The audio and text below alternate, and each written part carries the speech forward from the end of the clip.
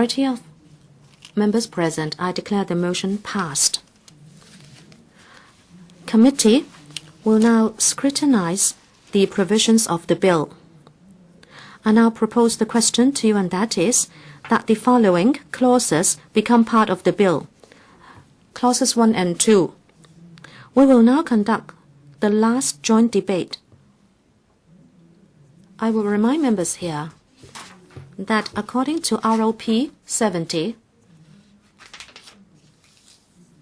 at the time of third reading, there will be no debate. And in response to members' previous requests,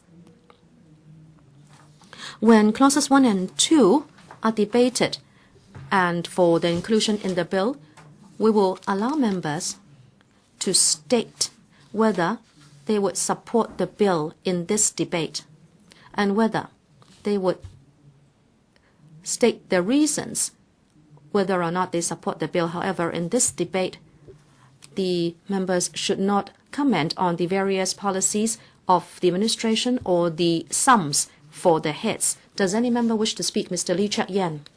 Thank you, Chairman. On behalf of the Labour Party, I'd like to say that we oppose to the entire appropriation bill.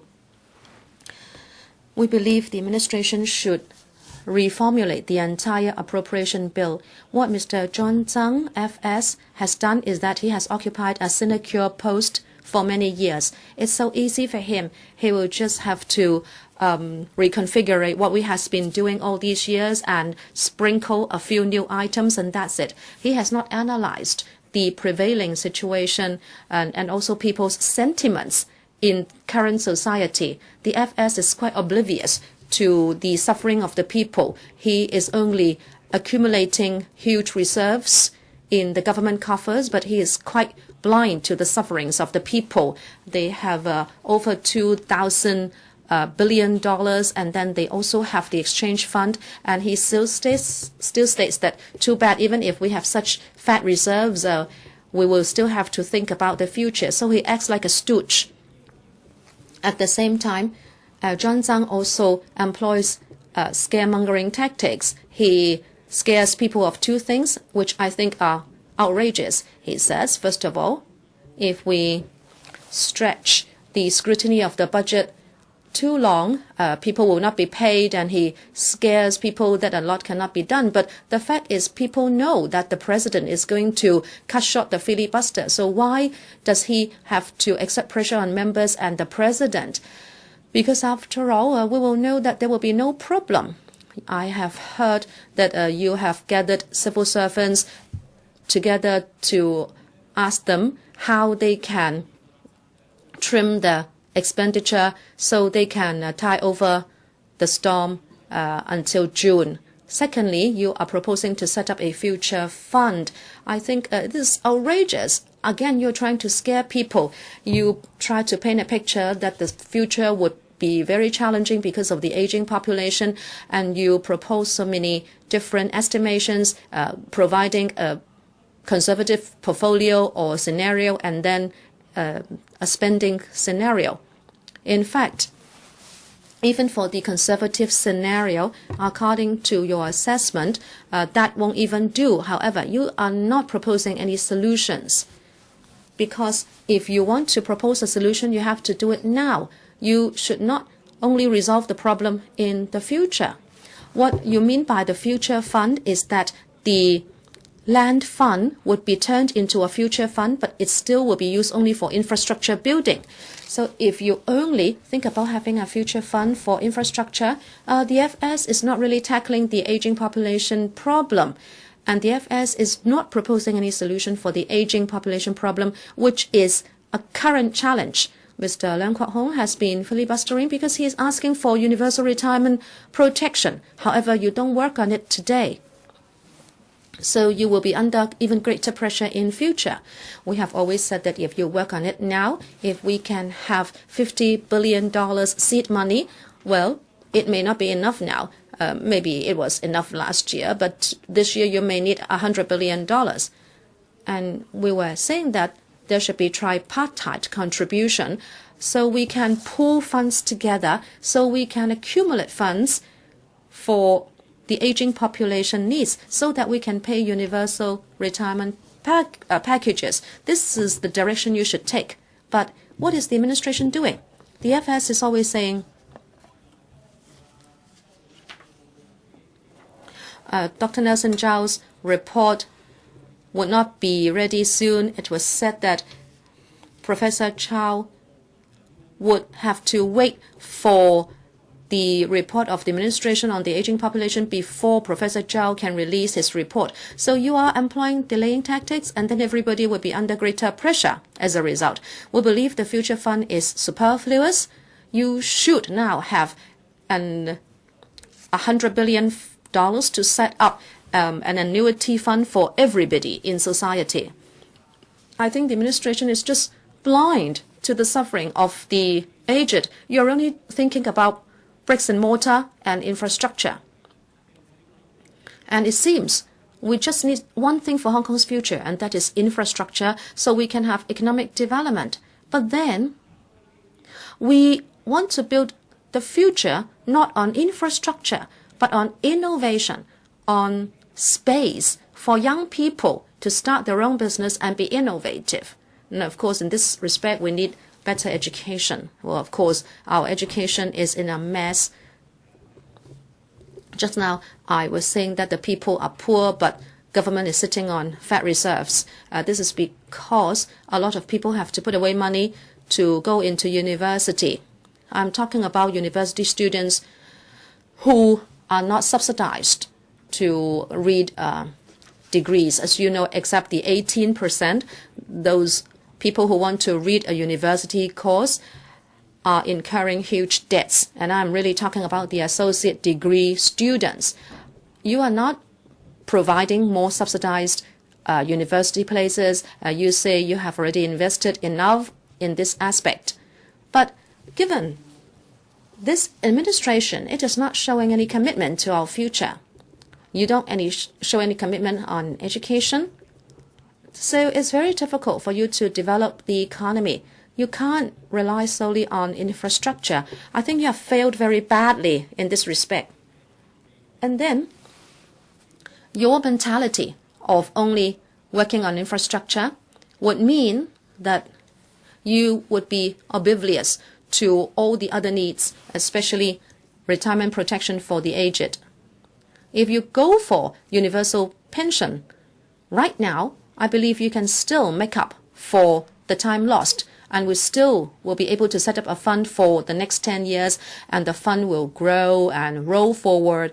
But first of all, you have to take this step. If you don't do it now, the old people are kept on their positions of work because they cannot retire. And you will still see a lot of old ladies pulling cardboards in the streets, and they will have to pay the board place or the private home places with their CSSA payment. It's a very saddening scene. This is what the administration is doing. It is leaving the people to fend for themselves. So if the FS is stuck in that position, and we are stuck with him for a few more years. Every year he occupies this sinecure position, and he gives us more or less the same budget. If this goes on, problems in Hong Kong are not resolved.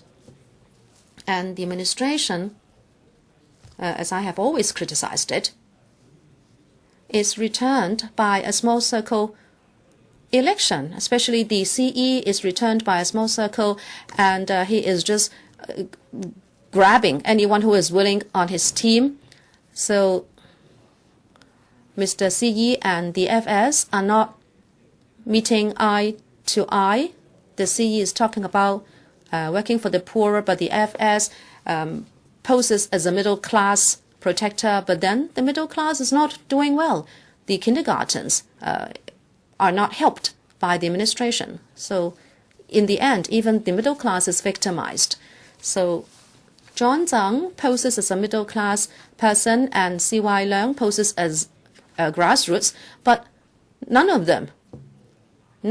of them works for the people. This is how the administration is working because it is not meeting eye to eye. There is infighting within the administration team, and each is only working for their own popularity. In the end, our governance is in a mess. The budget is just one example of our messy administration. The Labour Party thinks that the entire fiscal policy is wrong. We have space to do much more. And our proposal has always been that you should increase expenditure by $20 billion right away. And we are not talking about doing this gradually over a number of years. And we are not stopping at $20 billion. We are talking about $20 billion more in addition to the $100 billion, so we can really cope with needs of society in terms of education, medical services, and social welfare, so that people's lives can become better. And on this basis, we want an increase of $20 billion plus another $100 billion universal pension fund. Then you can really tackle the needs of the people, or else we'll just repeat what we have always been doing. We are just rehashing the points of last year. And last year we repeated what we said the year before last. These are so-called deep-seated problems, Mr. Chairman, but the administration has never really shown any care and concern, and is just following its old ways. The Labour Party thinks that this is so easily done, and Hong Kong can be put on the right track so easily, and that is you should invest in education, medical services, social welfare, which are needed by the people, so that in society we can provide equal opportunities and upward mobility through education. Without this, the young will never be able to catch up with advancement in society. So why don't you invest more in education? The administration claims that it emphasizes education, but is not willing to do anything to improve it. And medical services as well. The population is aging, and there is a lot of pressure on medical services. I was at the A&E department at Prince of Wales Hospital, and the entire A&E has been turned into a ward overflowing with beds. In wards, we have canvas beds, and we even have them at A&E department. But no one is tending to such problems. Our medical healthcare system, is highly insufficient.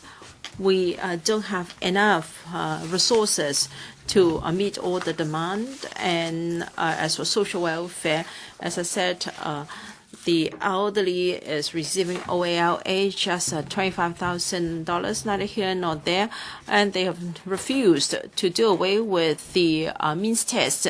We do have resources to reform all this, but the government is using the excuse that once these are provided, then they cannot be retracted. We have never asked you to withdraw these benefits.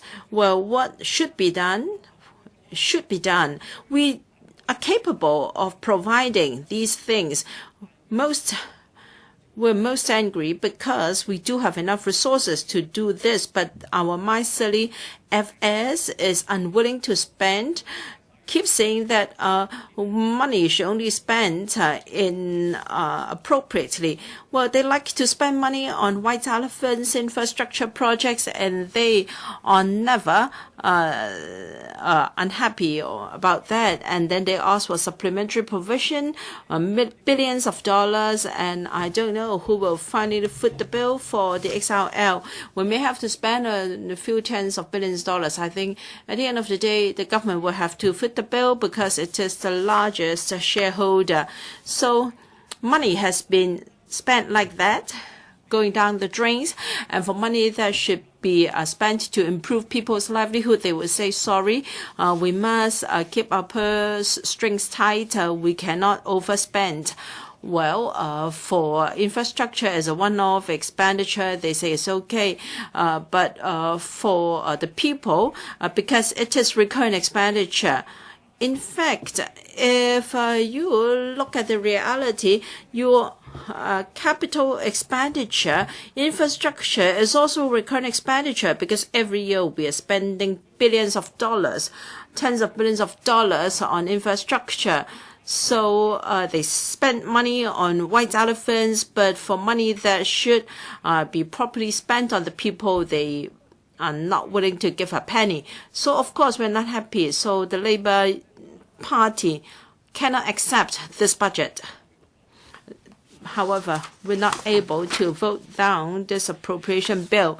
The loyalists will, of course, support the government, even though they criticize this and that. At the end of the day, they will vote in support of the bill. What's most tragic is next year we'll repeat the same cycle. The government will not increase expenditure, claiming that in the future we won't have enough to make ends meet. In fact, the government is so wealthy. So I think to achieve a breakthrough, we have to change the whole government, and only universal suffrage can enable us to do so. Ms. Sari Lee. Mr. Deputy, we've spent already 127 hours on filibustering of the bill, and what this is about. Well, for 13 or 14, we have 33 sitting days lined up. Well, starting from 11 a.m. to 11 p.m., we'll talk about 369 hours of sitting time per year.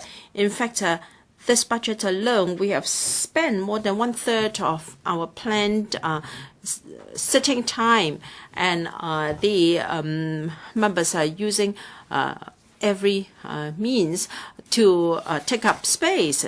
You have to bear in mind this is after the guillotine exercise by the government. Without the guillotine, we don't know how long the filibuster would have gone on. Whether members admit it or not, they have hijacked the operation of the council. Now, they have won applause. These few members wear the halo of fending for the people, and yet the foot has to be the bill has to be footed by the council and also the whole community. We this morning I heard somebody calling this a rubbish council, and our popularity or standing has taken toll. So we have all to bear the consequences. Well, this endless debate has greatly undermined the council's ability to monitor the executive. Who are the happiest during filibustering? I think the officials, because no more oral questions can be asked, no more urgent questions, and for panels, they squashed their meeting time, they rescheduled, and because of the filibuster, we scheduled all our meetings to Mondays and Tuesdays, and we reduced the number of meetings in order to make way for the filibustering. So have we really enhanced our ability to monitor the executive, or have we enhanced our ability? I think that the public should think about this. And for bills that have to be examined, well, they were aborted. In last sitting, in last Friday, there were a scholarship scheme for studies locally and overseas. Well, they could not be passed, or they had to be withdrawn by the government because of filibustering. They may not be in time for the new academic year. And what's most worrying, the battlefield has spread to PWSC and FCs and non-meetings. For instance, the landfill and incinerator project, they could only be passed after several rounds of meetings. And for the Northeast NDAs, well, they have also been filibustering. As a result, we have a deadlock and a bottleneck here. And for these members who started filibustering, I'm sure you know full well that your political agenda cannot be achieved by filibustering here. I think you are just taking the opportunity to further challenge the credibility of the government. I think you claim that you have two objectives. First, to set a 50 billion seed fund for universal suffrage, and second, to hand out $10,000 to everyone in Hong Kong. You cannot do this by filibustering because the government cannot succumb to such pressure easily, because if they do it this time, that means next time they're encouraging members of different political parties to do the same. They can just filibuster in this chamber to achieve their political agenda. Now, if the government succumbed to pressure, it would have to consider its tactic should other members decide to do so. And therefore, you should understand the logic. There is no way for the government to accede to your demand if you filibuster. And if the administration really accepts this request to have universal retirement protection, we all know that this is a very controversial subject. There is no consensus in the community.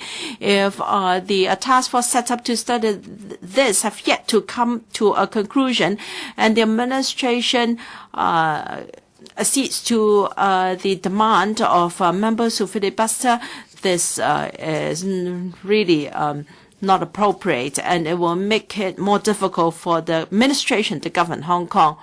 We know that these filibustering members like to attack the administration.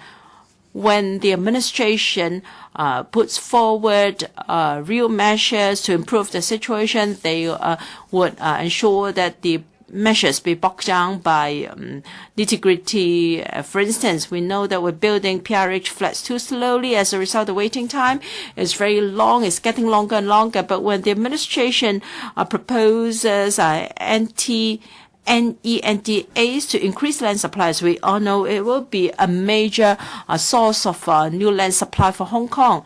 Now, members criticize and oppose the government trying to stall by means of filibustering. As a result, we could even vote on the advanced works. So I'm sure that the whole project will be further delayed.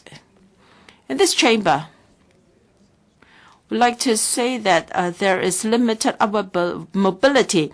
We criticize the government for relying too much on property developments, on the property sectors, and also financial services.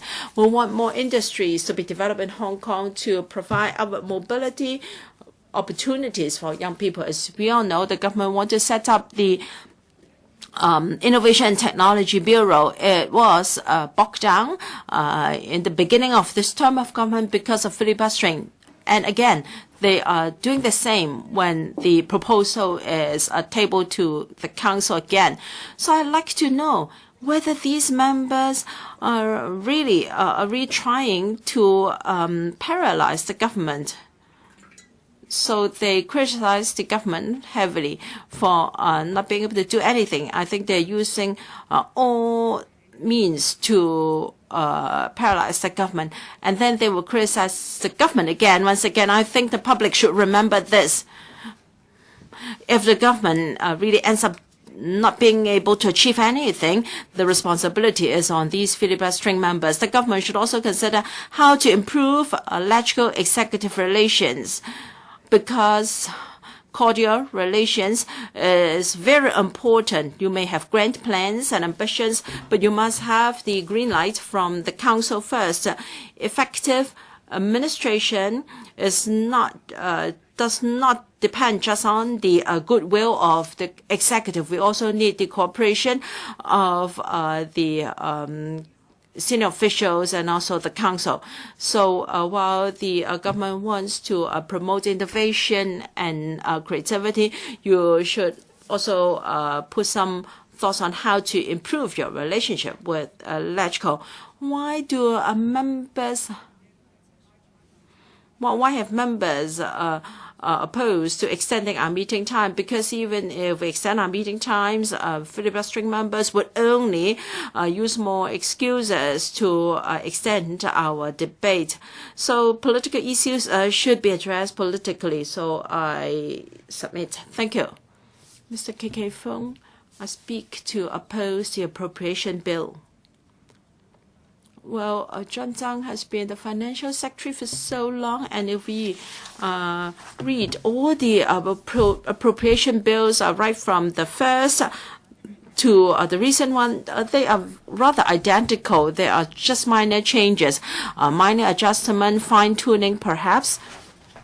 I think this is not really helping to tackle the problems we have in society. We have inadequate housing, property prices are rising, young people have no upward mobility, and we don't have enough different types of industries, high value added jobs to allow our new generation to have targets for them to work hard on. So these are problems in the community.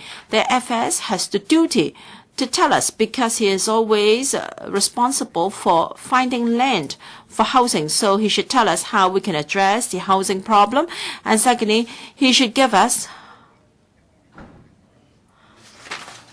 a clear indication so that now we know that there is speculation in the property sector. He has to ensure that we have a healthy property market, and there should be sufficient planning so that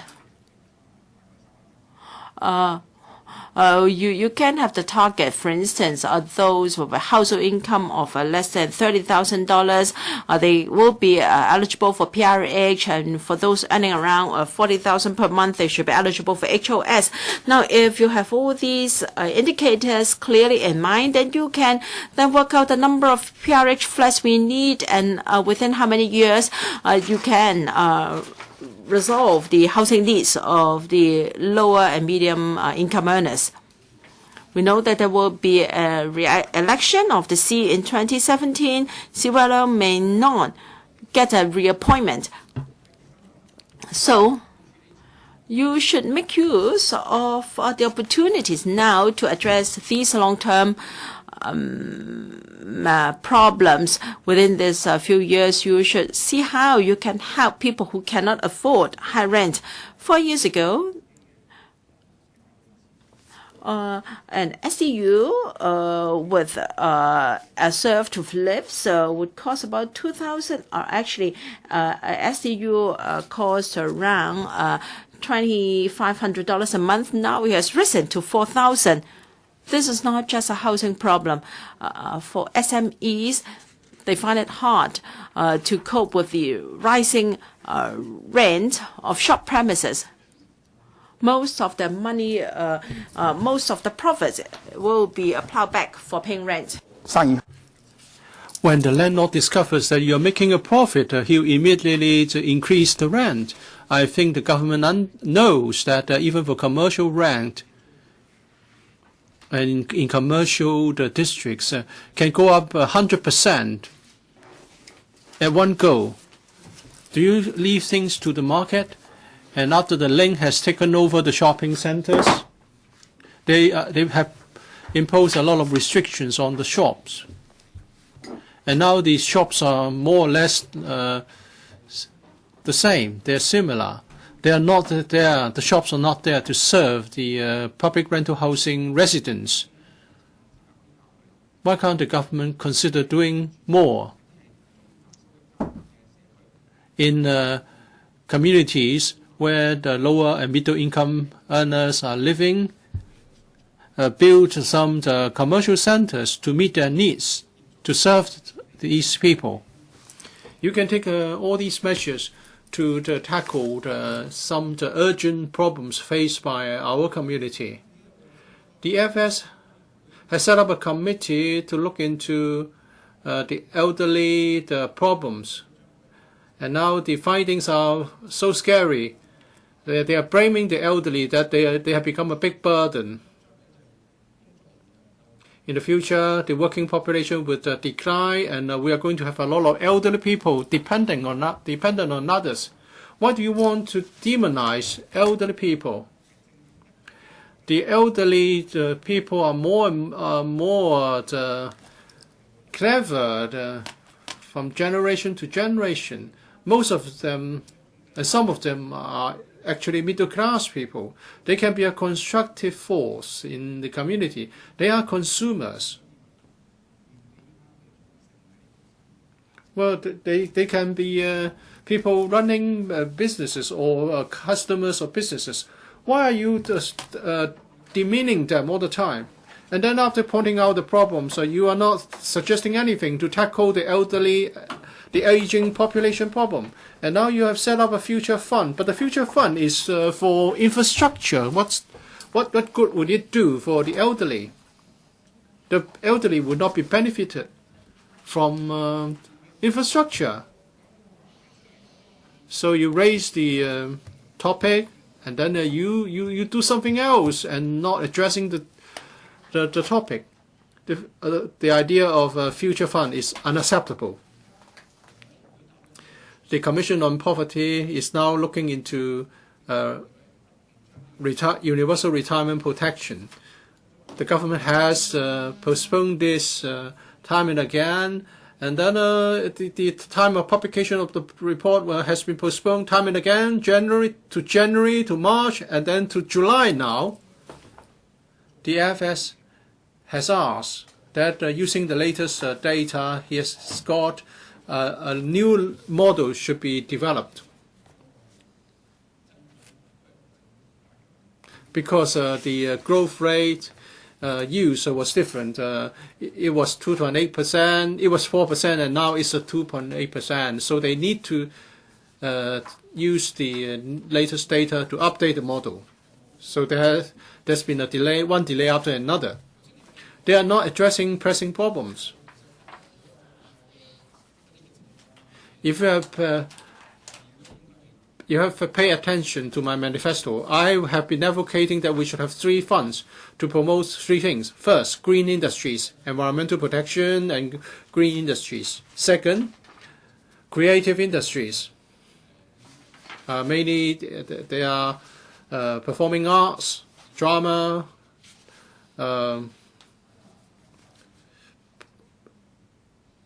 artistic performances, culture. They require support by way of land and venues. And then thirdly, innovative industries. If products produced are popular, and especially if we can leverage on the mainland market, they can be very productive. Ms. Starry Lee query why we oppose to this and to that and to the creation of the new Innovation and Technology Bureau.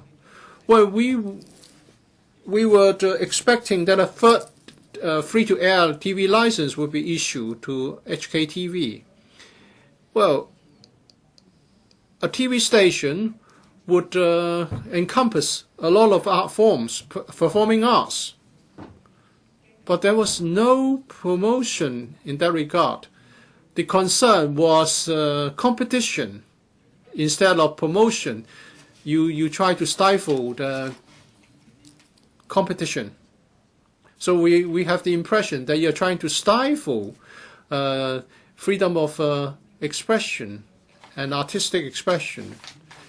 If we give you a new bureau, maybe you would do it with a greater force. So we cannot support this new bureau. Chairman,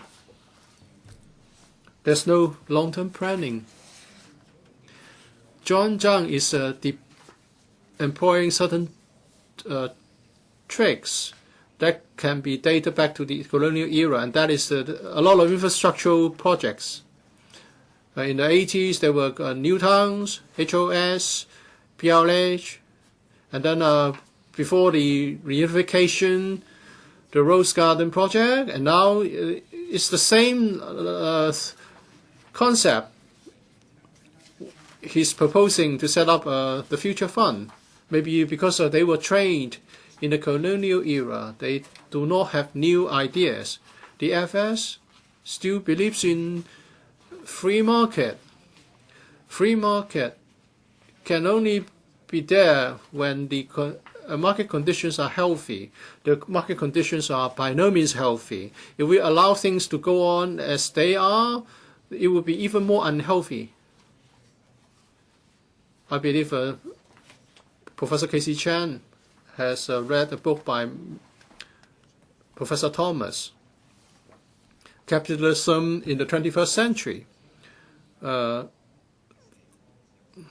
It has been sold out, and according to the author, the capitalist system, the market, has been distorted.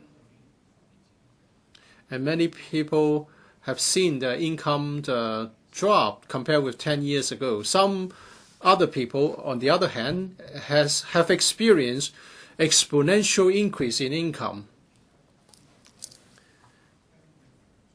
And therefore, those in the former cannot really catch up.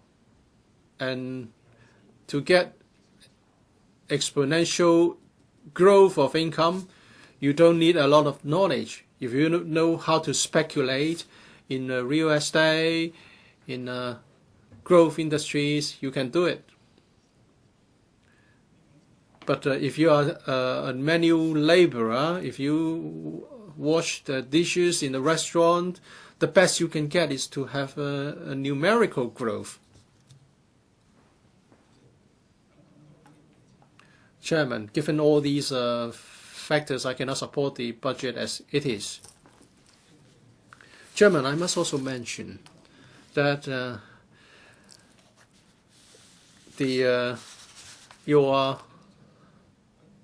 decision to cut the filibuster is not appropriate, because members of this council are entitled to propose amendments, and all these amendments in the debates have been agreed by you. I don't think my decision should be the subject of comments in this debate. Okay. I was just trying to say that according to the rules of procedure, if a member doesn't repeat what he says, and if it's to the point and relevant, a member should be allowed to continue to speak. Mr. Chairman, you praised these legislators on the radio program that the speeches were professional and of a high quality.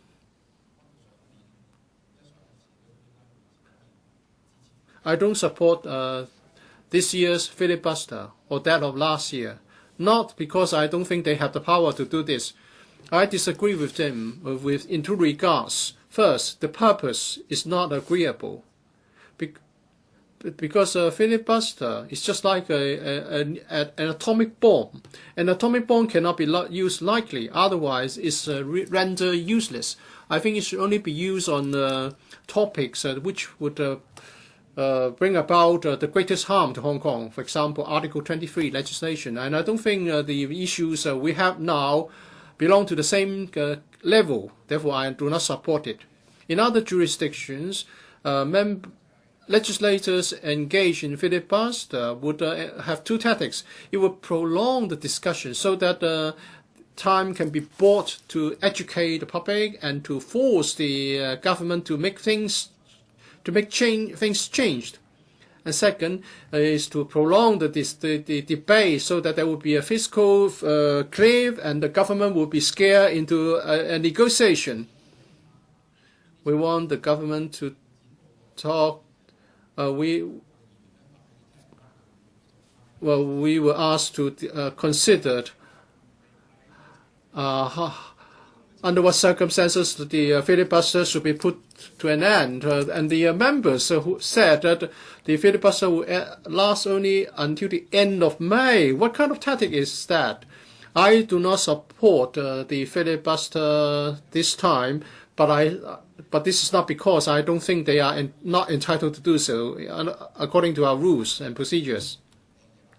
Some legislators threw things at the CE and they were criticized. And even the Hong Kong and Macau office issued a statement to support the government. That's unacceptable. I object to the budget. Well, there are two ways, exponential and so-called numerical growth, but the latter is actually not in existence. Mr. James Tin, I want to talk about the way the budget is handled.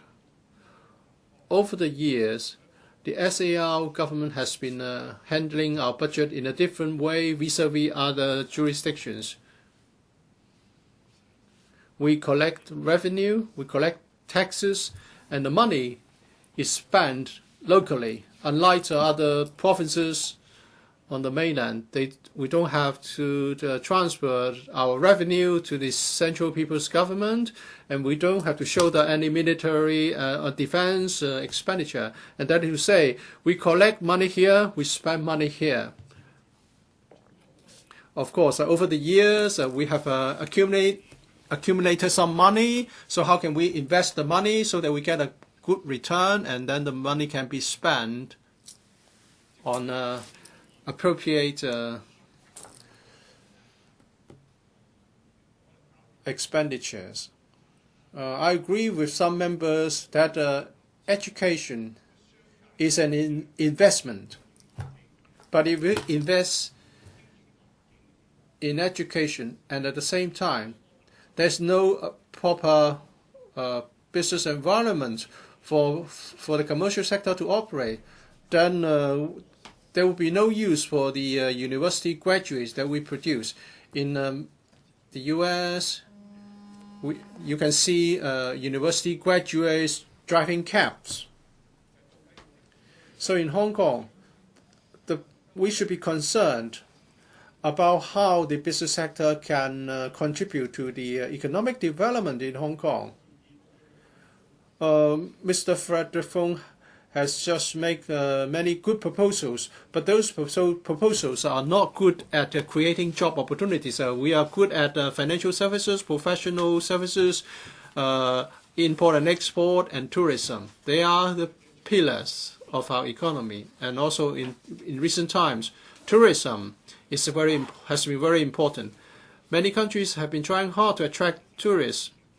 The UK has introduced a 24-hour visa regime because they have lost out to France, and many visitors prefer France to UK, and therefore the UK has to come up with a better visa regime to attract tourists.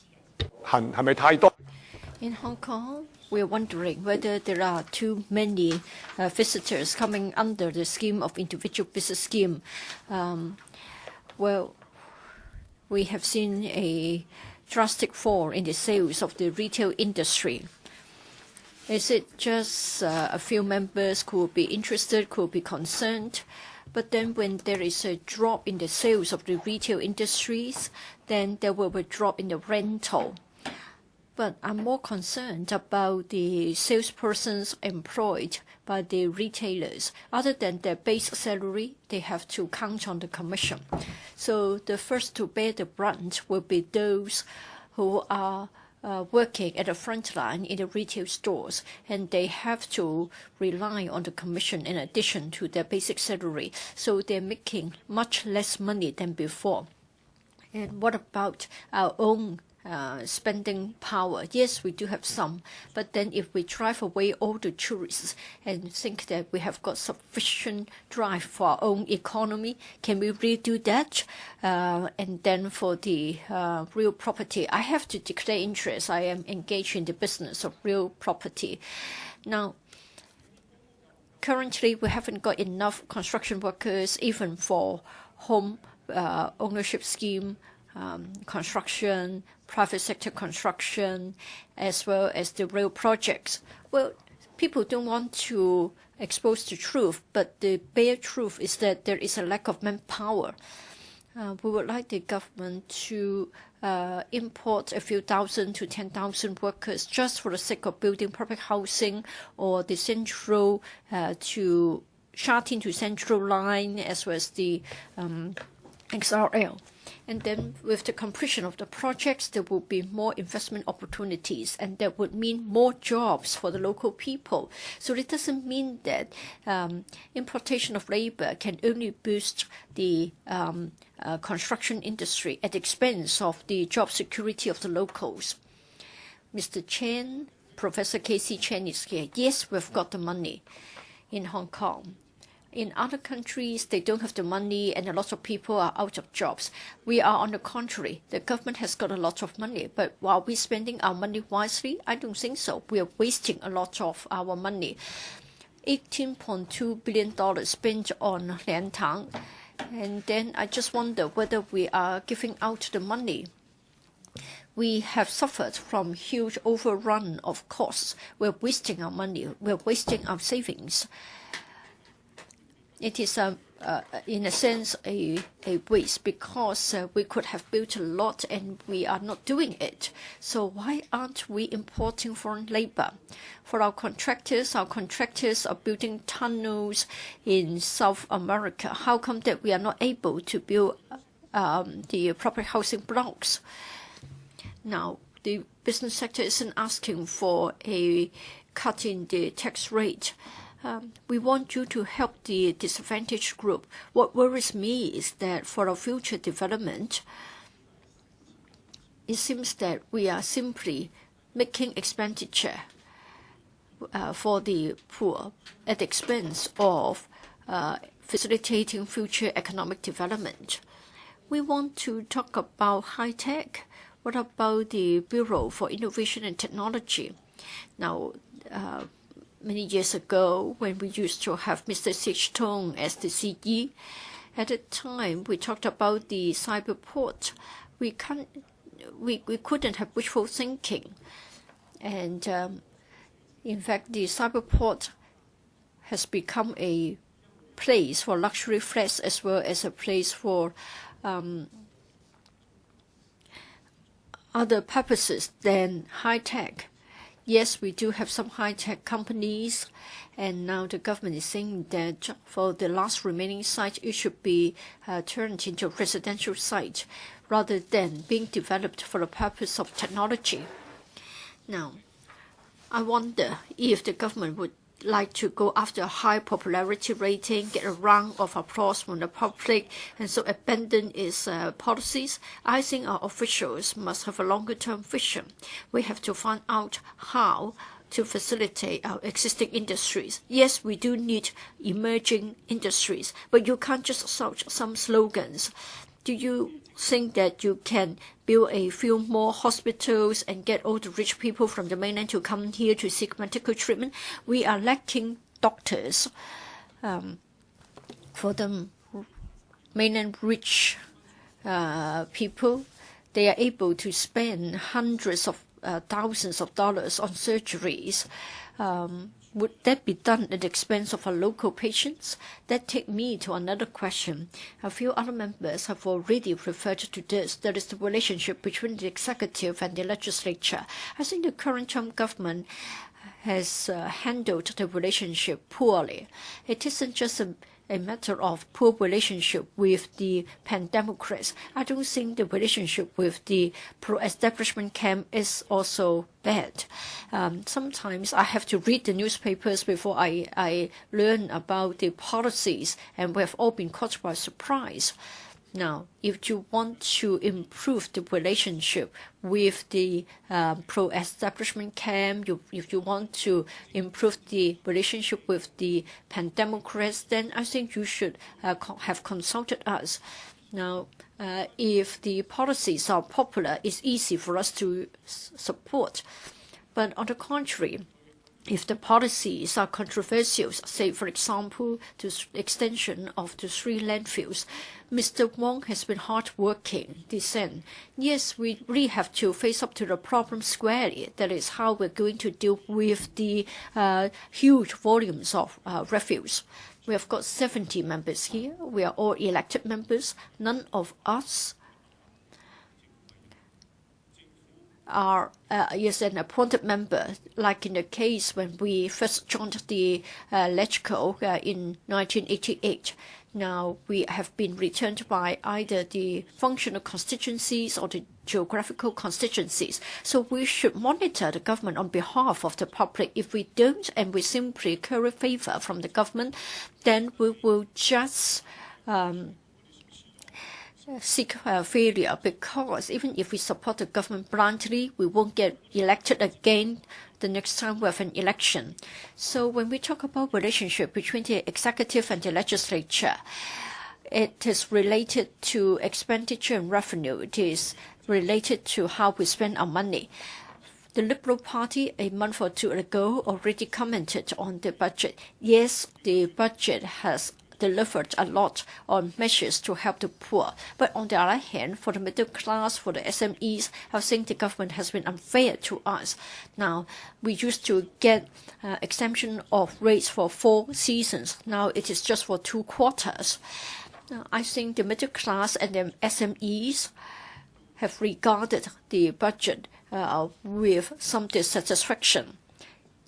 Nevertheless, the Liberal Party would like to take the overall interest into account, and we are going to vote in favor of the appropriation bill. But please do take into account our views. Ms. Emily Lau. Mr. President, the Democratic Party cannot support the budget. Last month, the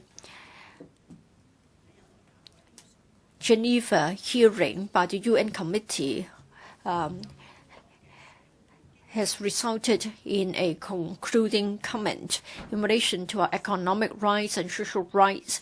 It is found that many citizens have failed to benefit from our policies, and the UN Committee has criticized the Hong Kong government.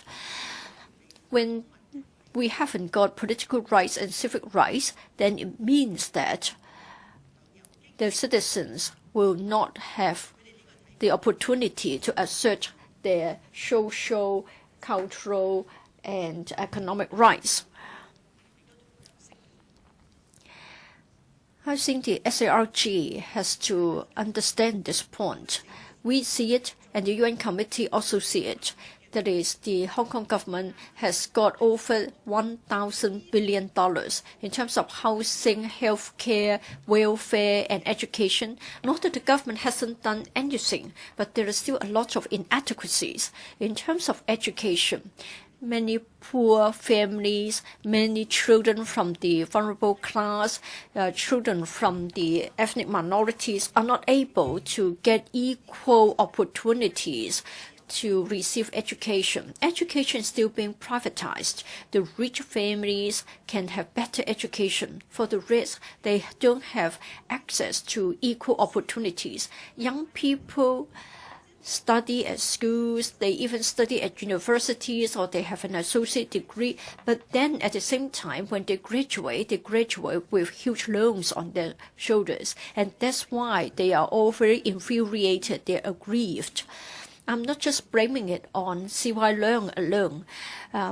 We have got the previous administrations to be blamed as well.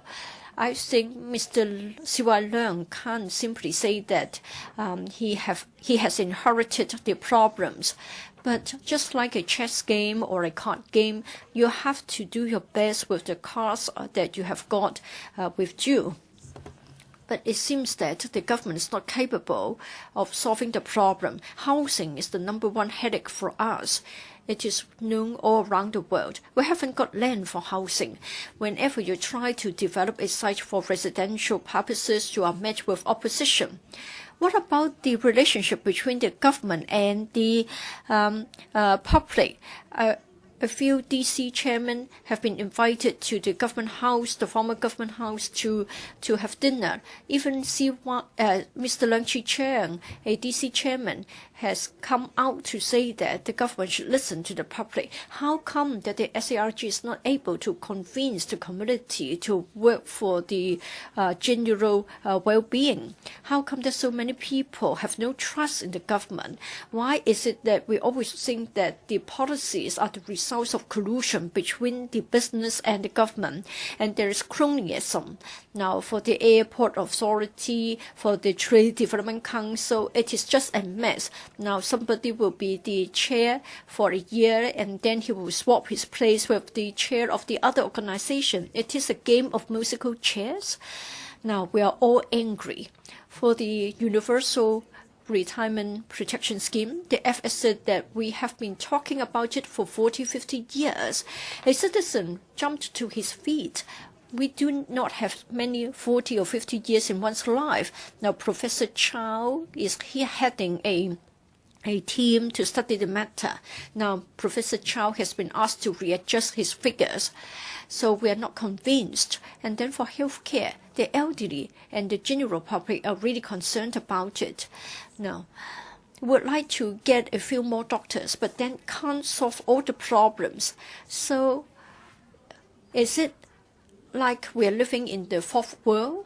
If we are running out of cash, then it's another issue. But we are one of the most affluent cities in the world. And yet for basic things like retirement protection, education, etc., it seems that the government cannot resolve the problems. At the same time, there's a tense relationship between the executive and the legislature. So what a government have we got? Mr. President, the DP is also very anxious to make sure that we have got a favorable business environment. I've made the point many times, if we are not attractive to the investors, then who will provide the jobs to us? We can't just count on the government to have a lot of public works projects and create civil service jobs or non-civil service contract posts.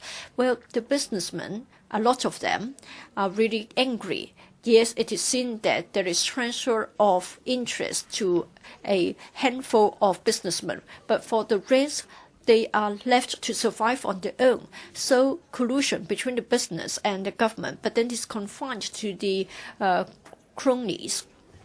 Now the rental is shooting up. Now you just leave them on their own. You just allow shops to be selling cosmetics and baby formula, etc. I have to sing praises to the document prepared by our secretariat. Our secretariat has only got a few researchers, and yet the paper is a very good one. It's much better than the government. Your report is poor. It shows that your policy is wrong.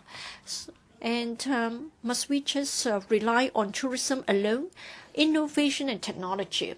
Yes, at the panel level, we all said that we are very supportive. Ms. Janet Wong has been saying that we are fully supportive of her. But then there's no filibustering, there's a lot of support, and still the idea hasn't been realized. How come we can't do more in Hong Kong in respect of innovation and technology? And then it is said that more posts are required, new posts are created, and as a result there is a lot of controversy. Now, in fact, there are a lot of things that this council fully supports, but are you really able to do it? And there are disputes and the government or the administration is not able to resolve such disputes. Now, Mrs. Carrie Lam has once said that if there is consensus in society, if there are no controversies in the community, LegCo will not make things difficult for the administration. So there are these deep-rooted conflicts and problems, and the administration is sitting on over $1,000 billion. So why is it that it's not capable of doing something? We have more and more poor people in society. The vulnerable and the disadvantaged are not getting enough protection. So can we support the budget? Yes, there are certain things that you are doing, but I can't see any long-term commitment on your part. In fact, I can't see any planning on your part. We don't know what's going to happen next month.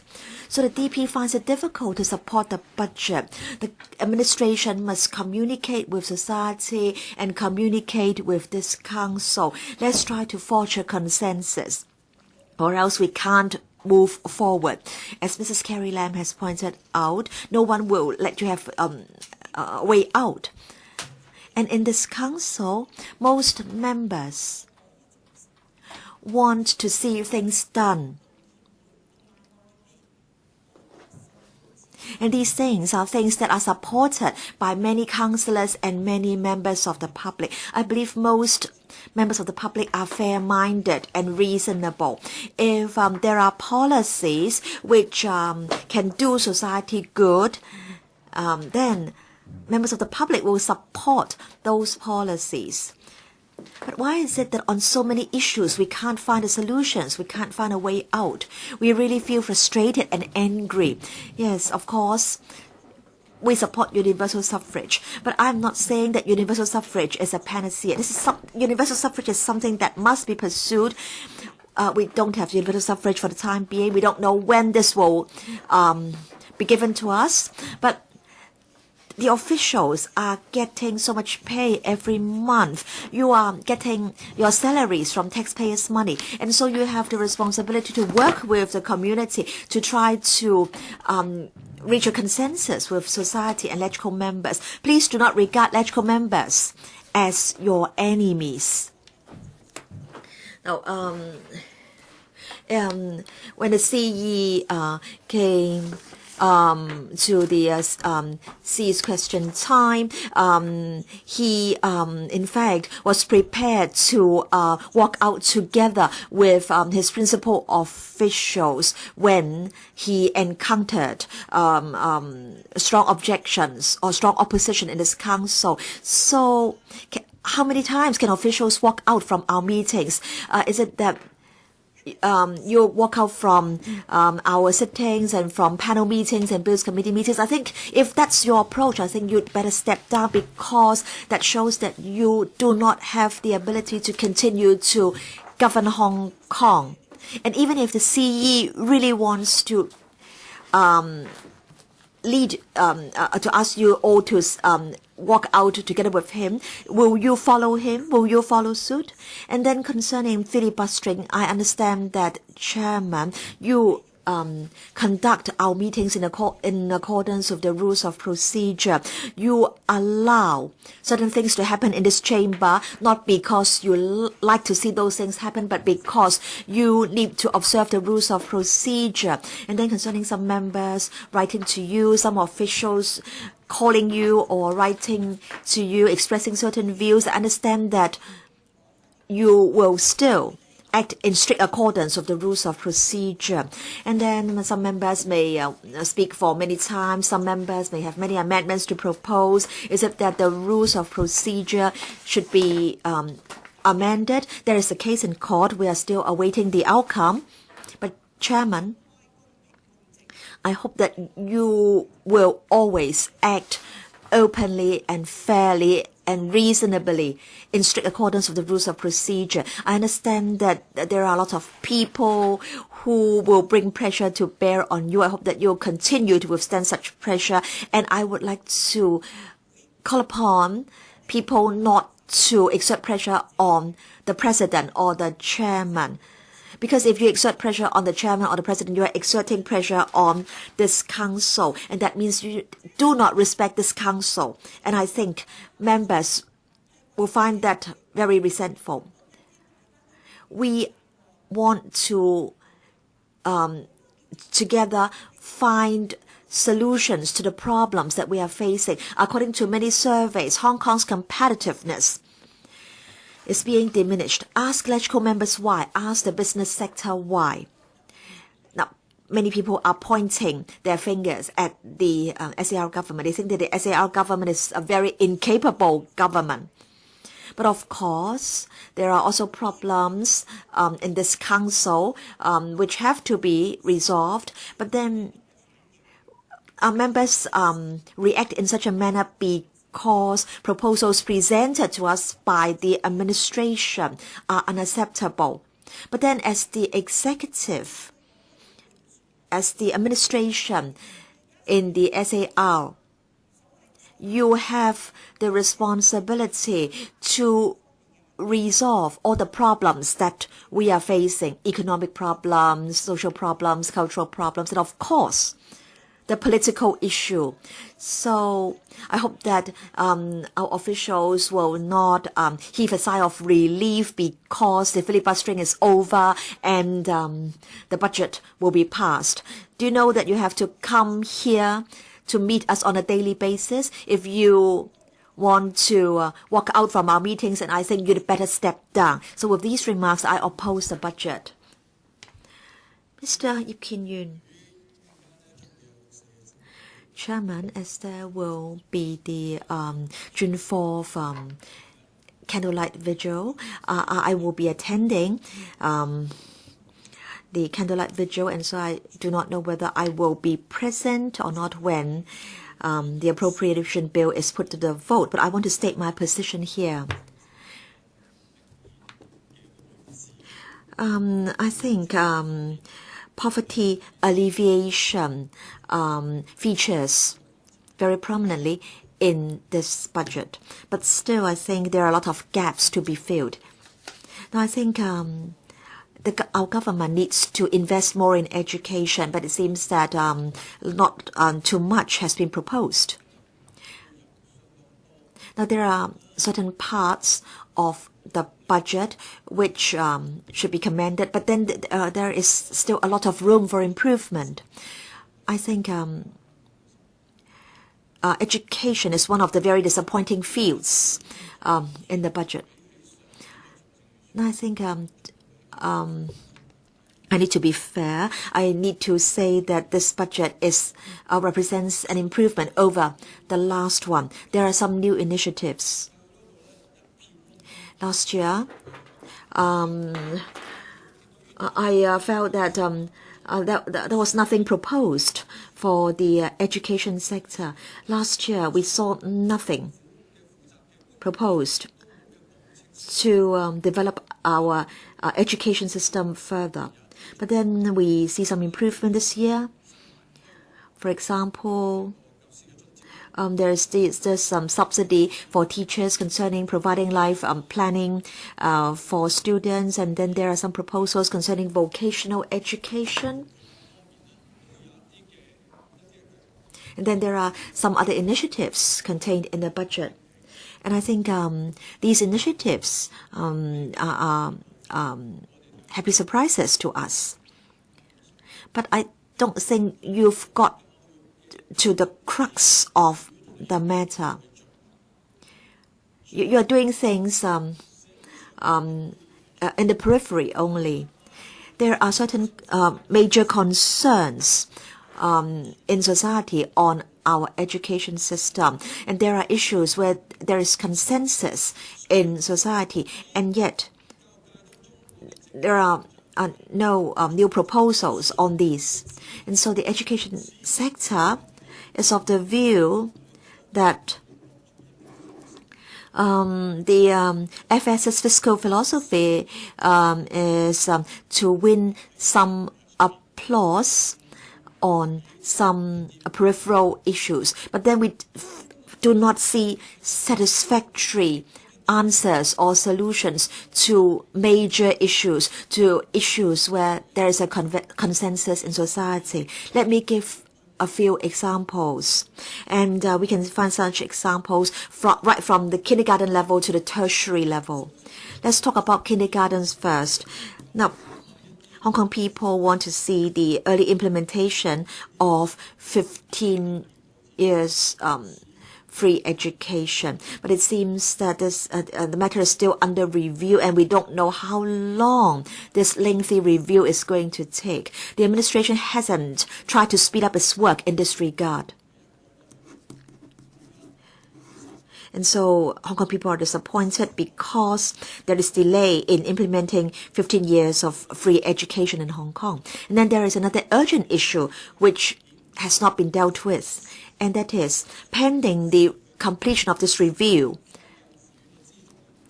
We need to immediately resolve problems associated with whole day kindergartens. It's difficult for whole day kindergartens or whole day kindergarten classes to operate. The administration has been asked to do something, but there has not been any response so far.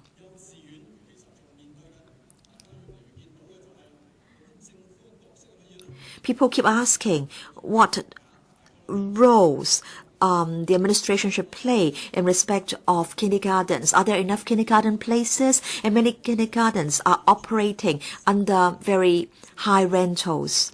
And I think the crux of the matter is the role of the government and when we can have 15 years free education. So the government must do two things. The more urgent thing is to deal with the problems associated with whole day kindergartens. And second, the review on 15 years free education must be completed as soon as possible, and a policy must be implemented. And then let me come to primary and secondary education. I think the problems are obvious. We want to see enhancements in both quality and quantity. There are a lot of uncertainties surrounding our primary and secondary schools. In the past decade or so, many schools, primary and secondary, were closed down. The education sector feels very tired of the situation. They do not want the situation to continue in our primary and secondary schools. But now we have this problem in our secondary school sector. Secondary schools have put forward many proposals, but they've fallen on deaf ears. So there are these problems surrounding our secondary schools. I think government should allocate additional funding to stabilize, so to speak, the situation in our secondary schools. And then there are two things that we should all think about. First of all, the teacher-student ratio in primary secondary schools, and second, the establishment, the teaching establishment in our primary and secondary schools. The teacher-student ratio has been very unsatisfactory, and as a result, teachers all have a very heavy workload. And our teaching, our education, or mode of education is one way. Our teachers do not have sufficient time to prepare for their teaching. Our teachers do not have sufficient time to be concerned about the problems faced by the students. Teachers don't have sufficient time to provide remedial teaching for those students who need such teaching. As teachers have to teach, they have to mark students' assignments and exam papers, and the quality of teaching cannot be enhanced, and our students have become like exam-taking machines. So I think we are not able to see the quality of our education system enhanced. If we really want to improve the education system in Hong Kong, the Education Bureau or those holding the public purse string must look at a fundamental improvement, that is to improve the class ratio and the establishment of teachers. Going further up is higher education. Now the evident problem we see is that the ratio of university students in our population doesn't fare well at all with that in other countries. If you ask anyone on the street whether he's received university education, then the chance that person saying yes will be far lower than that in Taiwan, Singapore, South Korea, and our competitors. So many in our workforce have a low educational attainment. And if we want to strive for transformation of our economy, it's difficult when the education level of our workforce is so low. So we have to upgrade the education level by at least one step. To do so, for first year, first degree places, that must be increased. Now, when did we set the number of first year, first degree sub-vendor places? That was in 1989. I'm not talking about June 4th. Perhaps it was related to the June 4th. The government then proposed this Rose Garden plan. It substantially increased the number of higher education places. Lord Wilson increased it to 14,500 places. Now we have 15,000 first year, first degree places, just an increase of 500 places. So it started in 1989, and it's been 25 years. We haven't seen much improvement at all. That's why for our workforce, the education level is on the low side. And that would actually affect our economic development. Another serious problem is that for the associate degree places, they are self-financing. We keep the number of subvented places down, and then we encourage tertiary institutions to offer self-financing associate degree programs. Now, for these programs, they don't receive any subvention for the government. Students may only get a loan from the government. And because there is no subvention, so the bulk of the money in these programs gone to paying the teachers and to infrastructure. The rest, the tab will have to be picked up by the students. So that's why the quality of the programs is not high. Or if the institutions want to upgrade the quality of their programs, they face an uphill task. At the same time, students have to pay exorbitant fees. For the exorbitant fees they pay, the quality varies substantially among institutes. Actually, the quality is usually on the low side. So for these students, when they graduate, they have great difficulties finding work. At the same time, they are burdened with heavy debt.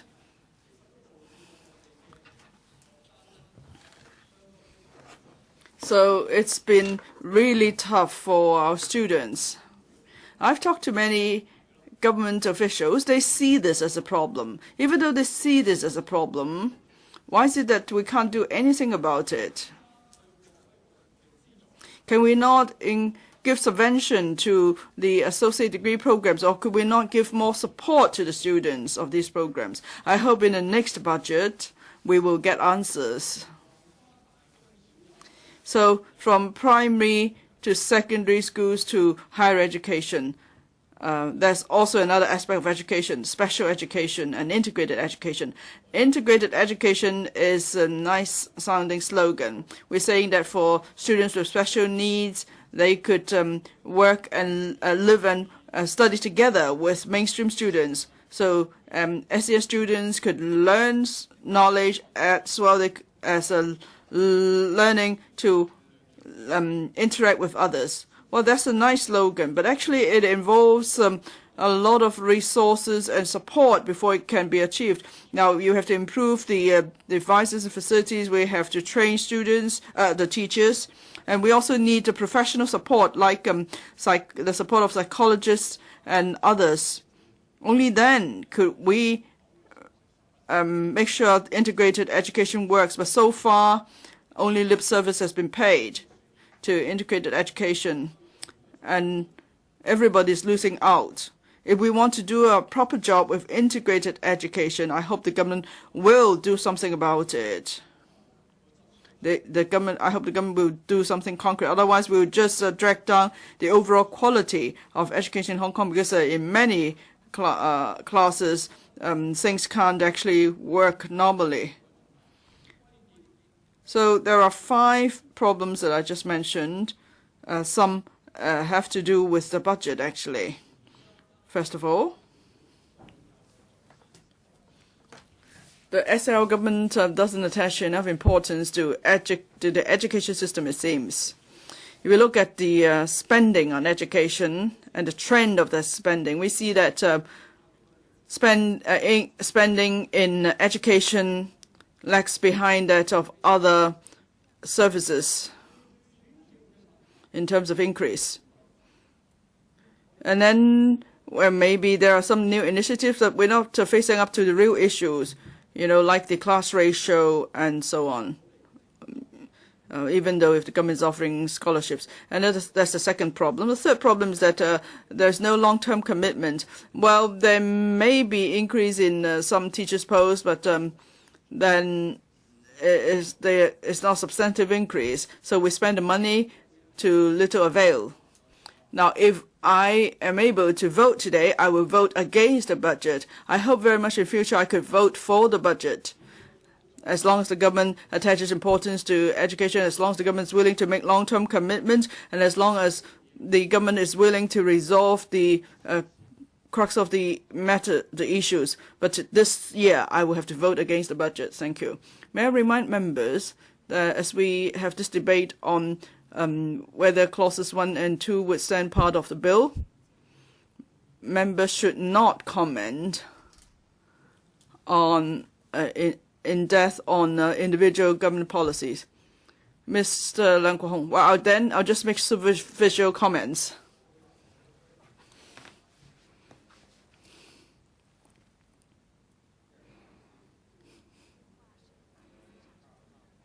Marx always said that let other people speak and just will keep on our own path. Now, but I'm not talking about this time. He's after he actually also said that there are people, speaking privately, but what has that to do with us? Some people whispering something, but what has that to do with us?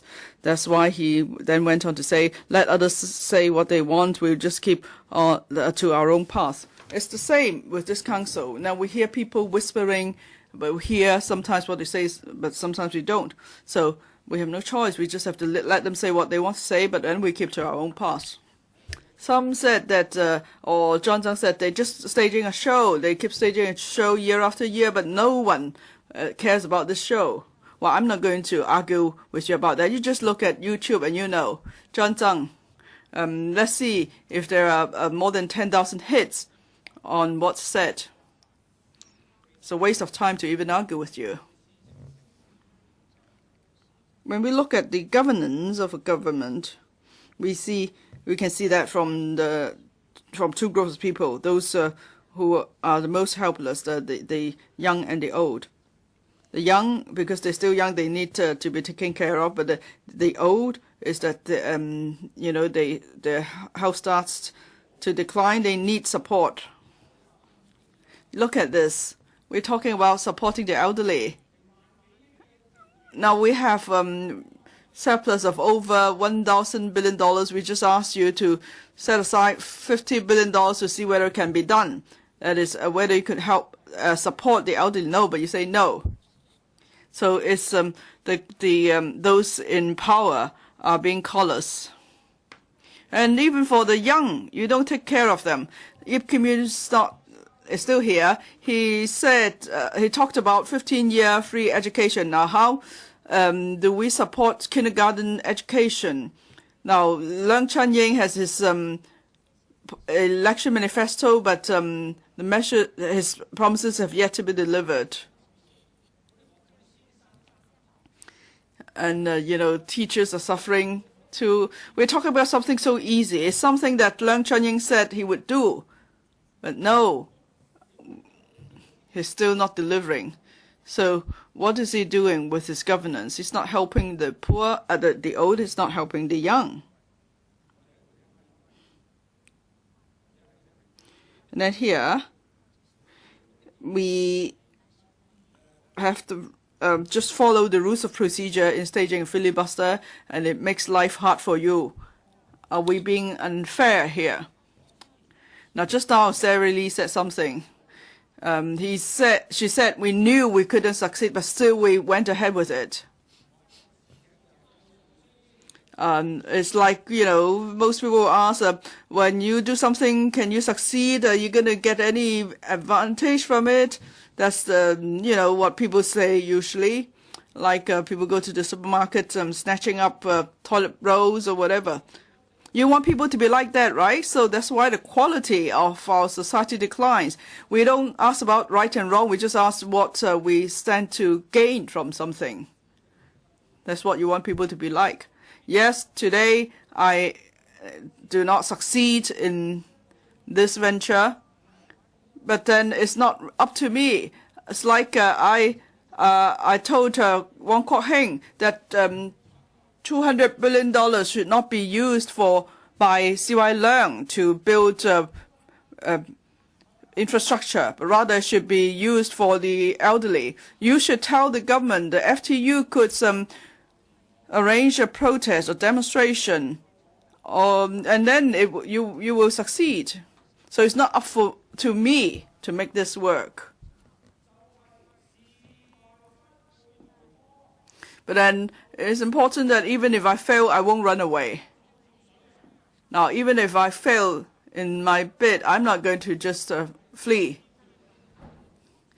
But of course, if there is success, it's not to my credit, because Chinese people are modest. Of course, they always say that. But what is important is, during difficult times, have you ever complained? Have you tried your best? Or if you fail, would I sulk? No, I haven't done that. So although success is not up to me, but at least when I fail, I still standing here, right here, arguing with you and refuting you. I haven't fled. Now, is Hong Kong a fair society? Is there equality? Now, when there's voting on, I couldn't help reading. I think it's allowed. Gandhi said that from how I see it, among us there are poor people or the people or second-class citizens. We are second-class citizens of the British Empire, and we don't deserve independence if there are not enough of us to fight for that. Now, this is a legislative council. We hear people whispering. We're using knife and fork to eat human meat. We may pretend to be elegant, but still we are just feeding on human beings. So for 1/3 of the poor, that is for the elderly, we're not able to guarantee them a good retirement life. Then we are in no position to talk about civilization. Now, we don't just need democracy, we need civilization. I'm telling you this, Siwaila, because we do not have democracy, that's why we do not have civilization. I'm asking for civilization. I'm not saying that we should eat human flesh with knife and fork.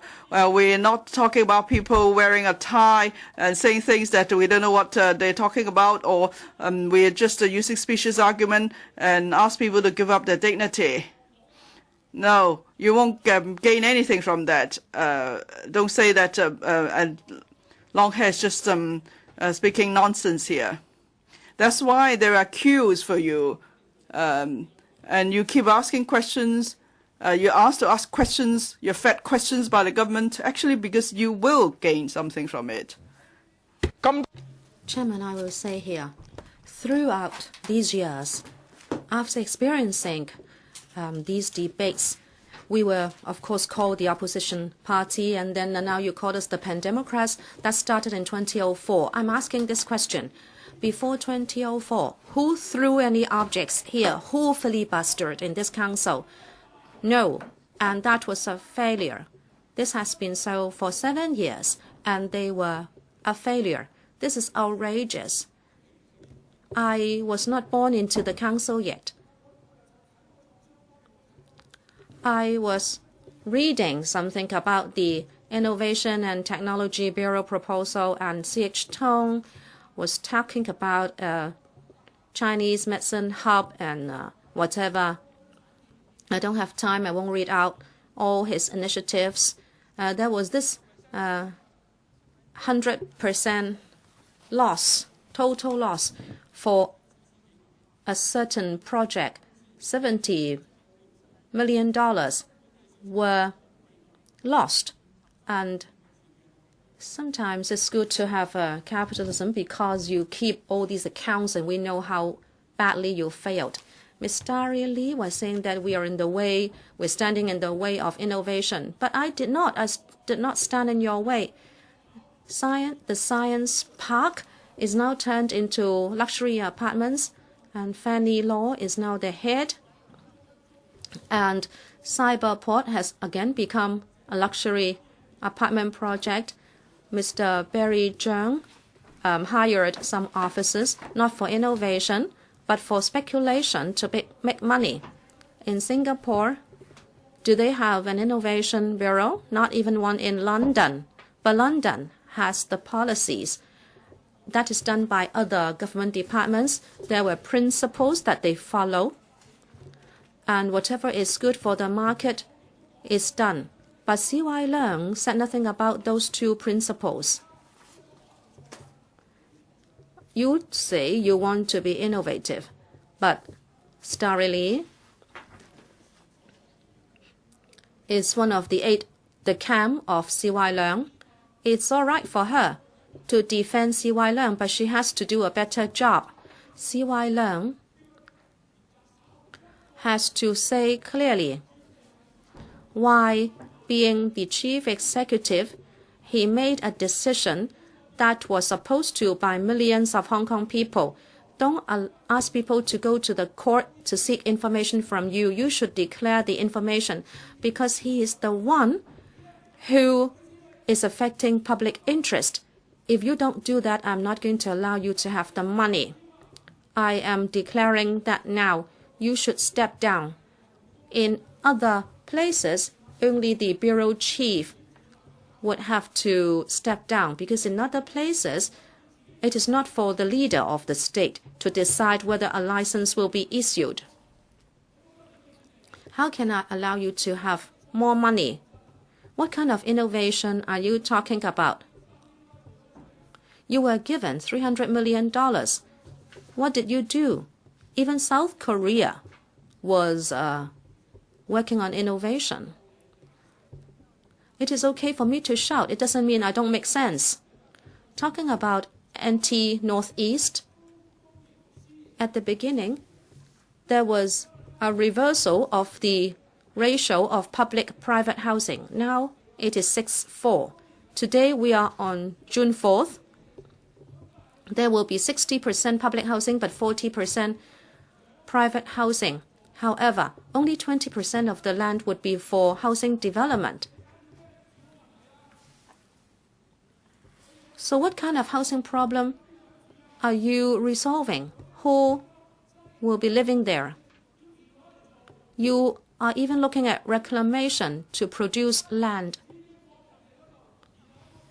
You are wasting $100 billion to farm land. And in the end, the land reclaimed would be used to build a bridgehead economy. What kind of an administration are you? You ask us to give you land and then you rezone it afterwards.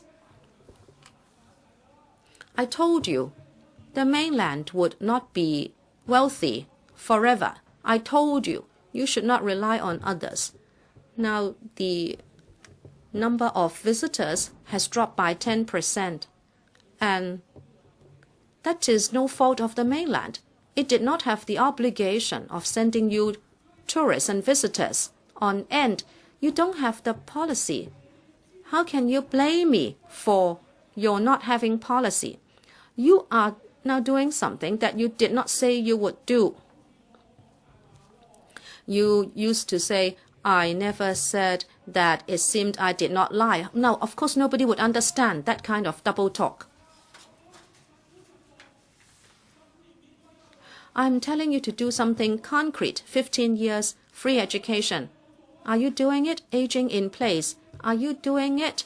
Carers allowance, only $2,000. Do you know how much it costs for an apple daily? How much it costs for a roast chicken and pork bowl of rice? What kind of administration is this? How can we call this good administration? You are delivering $16.3 billion to the rich, but public housing residents only have 1 month waiver.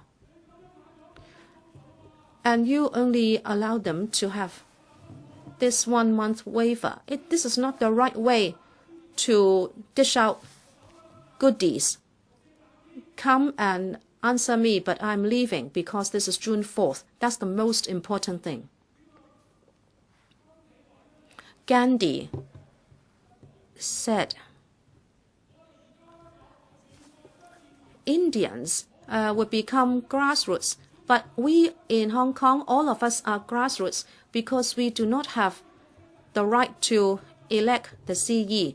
The same for all Chinese compatriots. That was what caused the June 4th incident in 1989. Everybody should go and join the candlelight vigil. Parents and children should go, and whether or not you like the Pan-Democrats, vote on the 22nd of June, or else will forever be condemned. Will be condemned to be at the lowest rung of society. We'll all suffer. This is June 4th.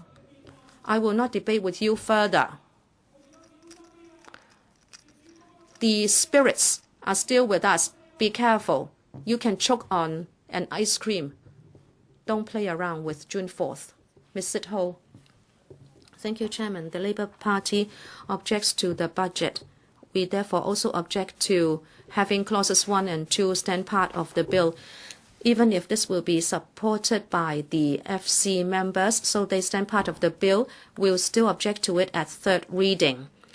1192 amendments have been proposed. This is because they were not happy with the performance of the officials. They were not happy with the policies, and also policies supported by the public, including universal retirement protection. They were not included in the budget. Whatever we say, we could not change the mindset of the administration. And because of the limit on our powers, we could only delete or reduce the amounts. We cannot increase it or create new heads.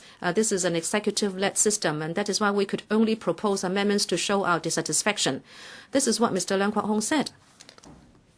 A second reading, after the joint debate, he said, this is a ridiculous way to do it. But given this ridiculous system and ridiculous environment, this is all that we can do. If we would like to cut certain heads of expenditure, then those items would actually be discontinued because there would be no money.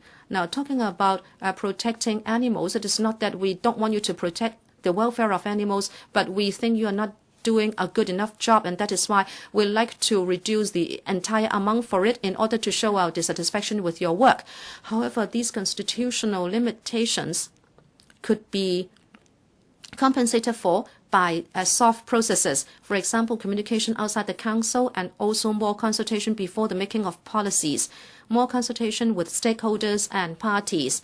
By consultation, I don't mean writing a paper with only piecemeal information, just like the consultation paper on political development. You put barriers on every front, saying that there are legal considerations, and then you would exhaust all ways to distort public opinion. Now, I don't know what you would say in the findings of the consultation exercise. So I'm not talking about this kind of consultation. I'm talking about sitting down with concerned groups to explain what the administration proposes to do, and then listen to the concerns of society and the concerned groups, so that you will give and take and really talk to people and come up with a policy that is acceptable to all.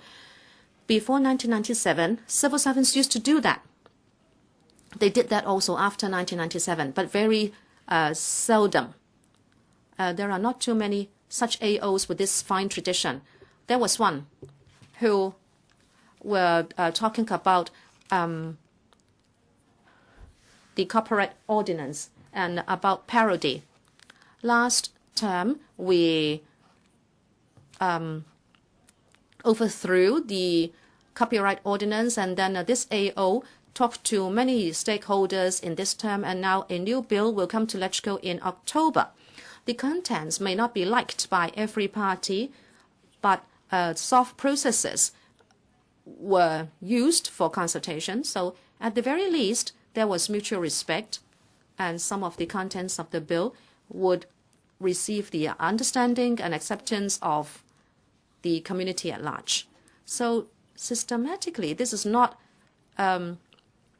required of the administration, but in fact, you can do something extra like this so that your administration may be more smooth. Actually, Chairman, this goes for the budget as well. The budget is a very important document indeed, and all the more should you talk more with different parties and sectors, ask the parties what kind of policies they would like to see materialized. Before 2012, when Donald Tsang headed the administration, this was done to a certain extent. So the FS then would give the parties a checklist to tell them what has been accepted. Say, for example, the I-bond proposed by the DP, and also internet charges for poor families proposed by the Labour Party, and also more allowance for year aid or listening aid. That was done. That was the kind of soft process that was with us. But then this C.Y. Leung is really detestable. He would be happy to break rules and conventions, and that by that he would like to demonstrate his supreme powers. He wouldn't like to use soft processes, but that would only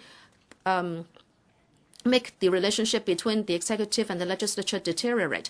In his first term, he said that he blamed it on the lack of new legislators, so he could not consult legislators.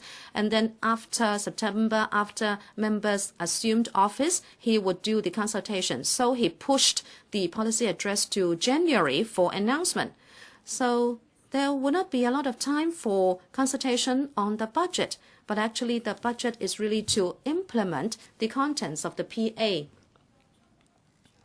And the budget should draw up short, medium, and long-term planning for Hong Kong's economic development. However, in 2012 to 13 in that budget, and also consultation for the 2013-14 budget, there was not a lot of time and space for it. And this year it was even worse. He wouldn't even refer to any excuses or pretexts. He did not say that because of election time, he did not have enough time to consult us. But then after he has broken the rule last year, he somehow has turned that into a fact. And the consultation on the PA and the budget was done together. And what is more outrageous is that the entire consultation was not done by the FS. How were parties consulted? This was done in a one-off situation. Parties went to the government officers, the CE, the FS, the CPU, and some other officials sat down together with parties at one go. And within that 1 hour, the Labour Party saw that the FS remained totally silent. It is not that he chose to, but there was no space for him to speak.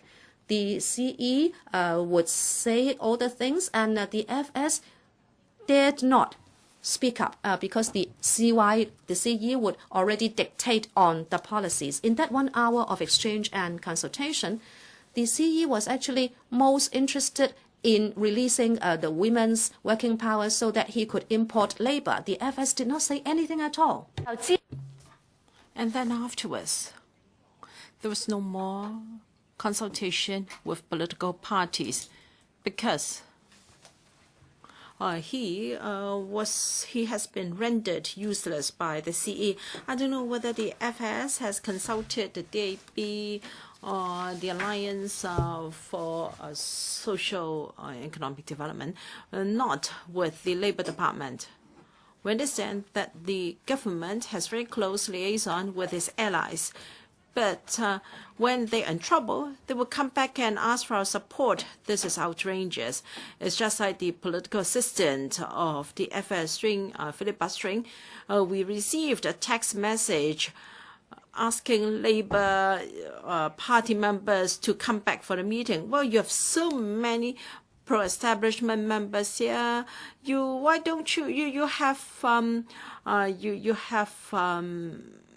problems for them? Why don't you ask them to come back and support you? This is the reason why relations between the legislature and the executives is so strained. Now, by the time the budget was introduced to the council, we had very limited time to examine it. During filibustering, many members said a number of times that such questions, such views should have been mentioned on other occasions, at special FCs, at panel meetings, etc. In fact, we've only got an hour in panel meetings. Now, they dare to squash 3 items into 1 meeting slot. So 4 minutes each for Q&As per member, and officials would beat around the bush, and there was not enough time for us to debate. And at special FC meetings, 30.5 hours to deal with so many bureaus and offices, departments covering office for the FS and CS. And before that, we had 10 days to ask written questions and follow-up questions. We worked so hard, we had to come up with 5,000 odd questions within 10 days. And this civil service that is so strong accused us of making the whole procedure not so smooth.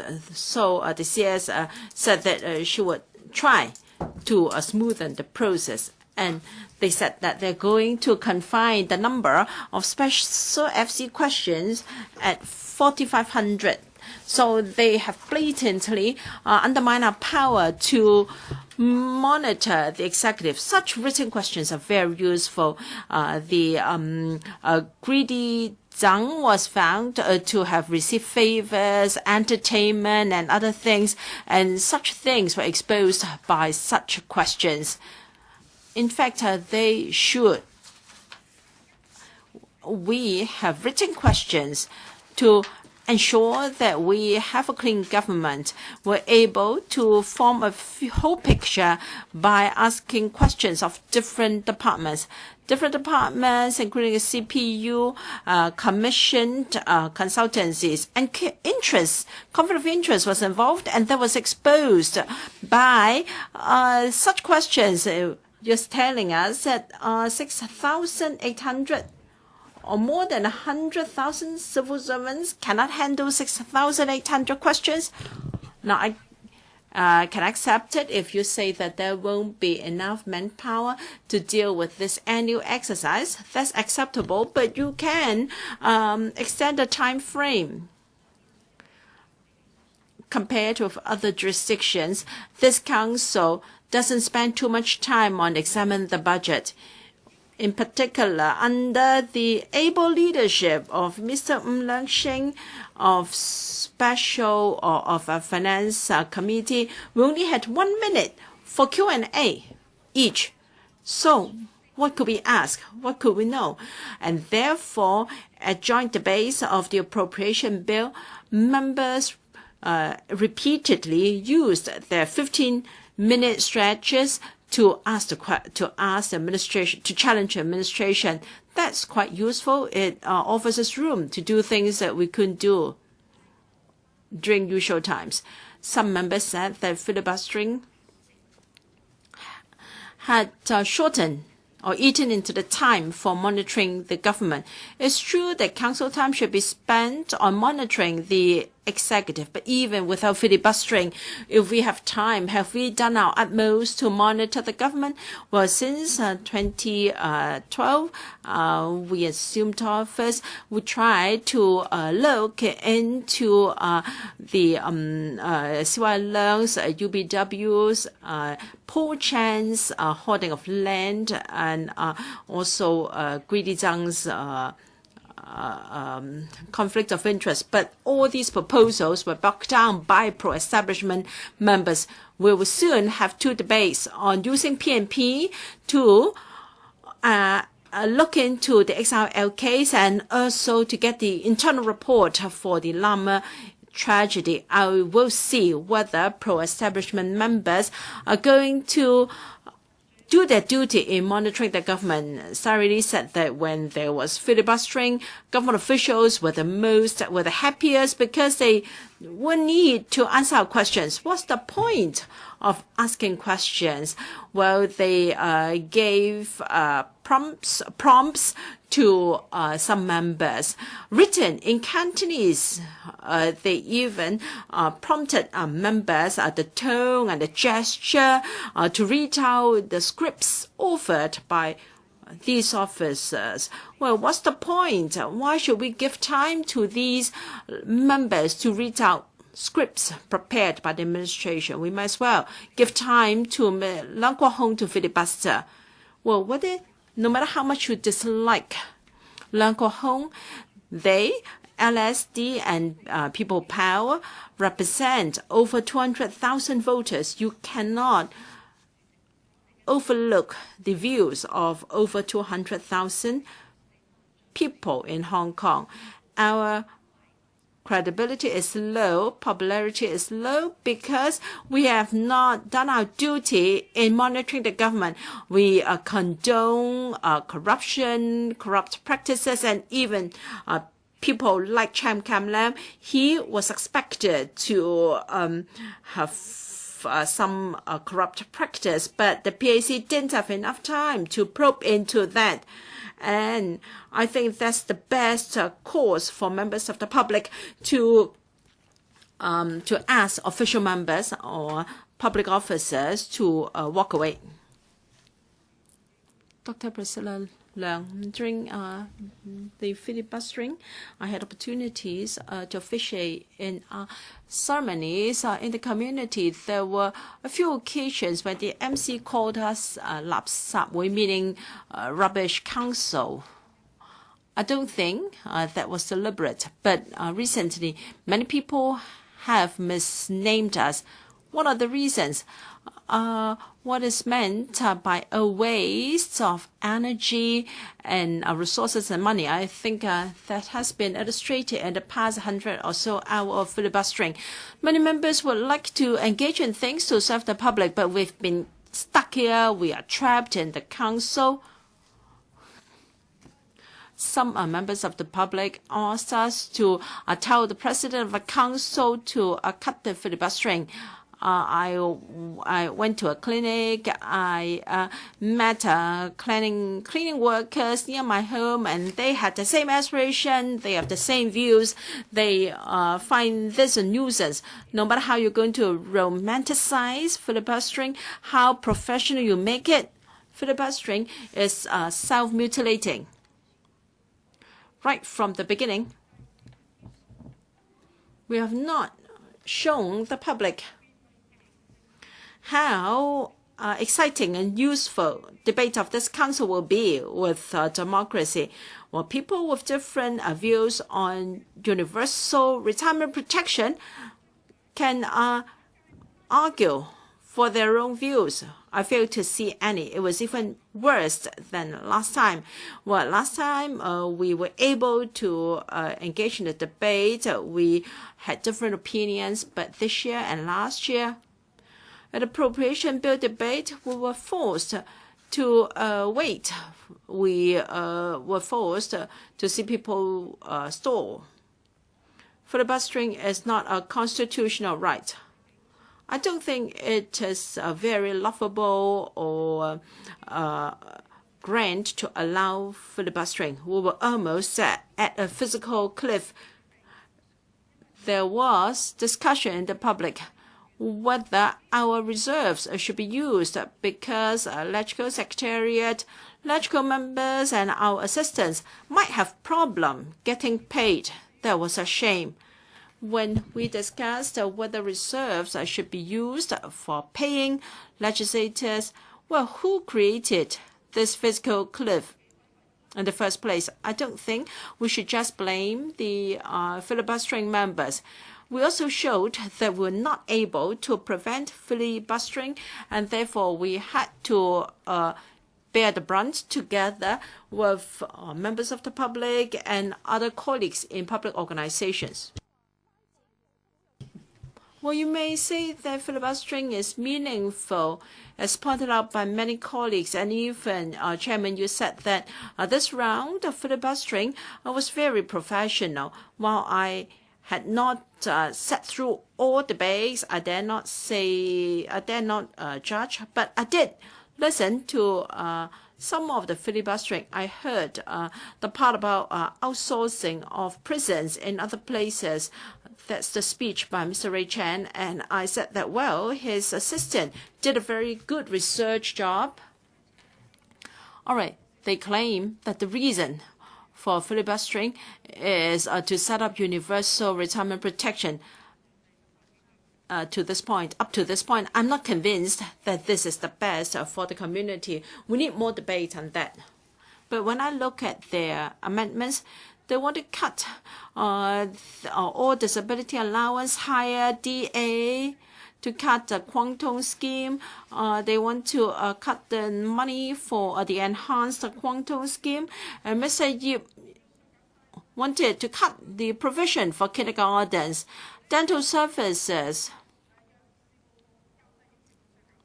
and also Chinese medicine services, and also allowances for people who sacrifice their lives to save others, and also expenses for elderly homes. Well, if all these were cut, what would happen? I support the Fujian Kwok-hung scheme for the elderly, but it would be cut if the amendments got passed. And also to cut the budget for outsourcing 3-color recycling bins, and when all these were cut, frankly speaking, if not for members of the pro-establishment camp, all these amendments would have been passed, and there will be no more money for such services, dental services. What was the point of cutting such provisions? Well, if you don't like that Secretary of Bureau, is reasonable for you to cut his salary. If you don't like this bureau, well, we can debate here. The community was not interested in hearing such debate. They will switch off their TV set. If not for us, people like us, who held on to our post, such amendments would have been passed. James To, Raymond Wong, and other members, they had amendments, but they did not appear here. So whenever a meeting was aborted, we were to blame. We had to miss appointments because of that. Now, you keep saying that you should respect the rule of law, and since the ROP, and since the President has approved these amendments, we should face the consequences together. For it said to Tam Yo-chung, if Kwok-hing, we should not be fully responsible for such things. We have other meaningful things to do. And Leung Yu-chung said that he spoke to support that amendment. However, he would press the no button. What will be the public impression if they have heard such things? And then all our proceedings will be recorded in handset. What kind of democracy are we developing? Are we developing a type of democracy that would involve self-inflicted damage, self-mutilation? And with regard to the Universal Retirement Protection Scheme, it's very controversial in the community, so we should all reflect upon ourselves. Chairman, When I went to the district, a person gave me a poem. I would read it out.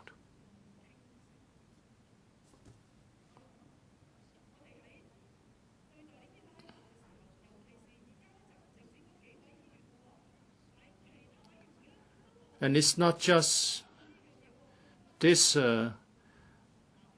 council itself. Filibustering seems to be popular in other committees as well. People are repulsed about this. I wonder whether you have heard this. These people have spoken in one voice that we are sacrificing their interests by engaging in a filibuster. Should we continue to condone this? Shouldn't we be spending more time? Shouldn't we be using better platforms, the committees and other meetings, and the time we devote to these meetings to do better things? For example, when I met Dr. Kwok-hing, I hope more money, another $10 billion, would be injected into the public sector healthcare system in the provision of expensive drugs, because that would provide better retirement protection. It's important for retirees that we have a sound public health care. That's my dream. I hope every year we can give $10 billion to our hospital authority, and we can also improve our water quality in the harbor, so that people who go to the waterfront would enjoy a good harbor front, and they enjoy better health. And also, Mr. Kin-yuen has been advocating the introduction of 15 years of free and universal education. I'm also all in favor of this. The government should do this immediately. It's not controversial. But the proposed amendments, the subject of the filibuster, will not achieve it. As the Taiwanese put it, filibuster is about wasting time in a strange attempt. Mr. Lam Tai-fai asked a very good question. Do we have separation of powers or confrontation of powers? Separation of powers is about checks and balances, but it's not about the powers being in confrontation. I know the court will come to a ruling as regards the chairman's decision to put an end to the filibuster. If we look at the previous Court of Appeal, the ruling which referred to views on both sides. For example, paragraph 25 is an important ruling. I hope the Court of Final Appeal would come to the same decision. It said in the ruling that if the rules of our procedure are ambiguous, the court will stay away, will not interfere. If we look at Rule 9257, whereby the chairman is given certain discretionary powers, sometimes the royalist members do not agree with the ruling of the chairman, and Ms. Emily Lau has said that she hopes that the administration will respect our rules, and I hope members will also respect our own rules. Legislative members should also respect our own rules. Maybe we can only discuss possible amendments to our rules and procedures after the court has made a final decision. It's not fair to the court. It seems that the court has been asked to make a decision for us. We should come up with our own rules. We should decide the culture in this culture. We should not wait until the court has given us a directive. This will be very laughable in the international arena. We shouldn't wait until the court has come to a view. We should sit down and come up with ways to improve our rules and procedure. We are capable of doing this ourselves. We shouldn't wait for the court to do it. The court has now been forced to do a decision on us. And we don't have a chance to discuss the same rules. And now people resort to judicial review so lightly. I think members of this council for representing different political parties should discuss the matters among ourselves.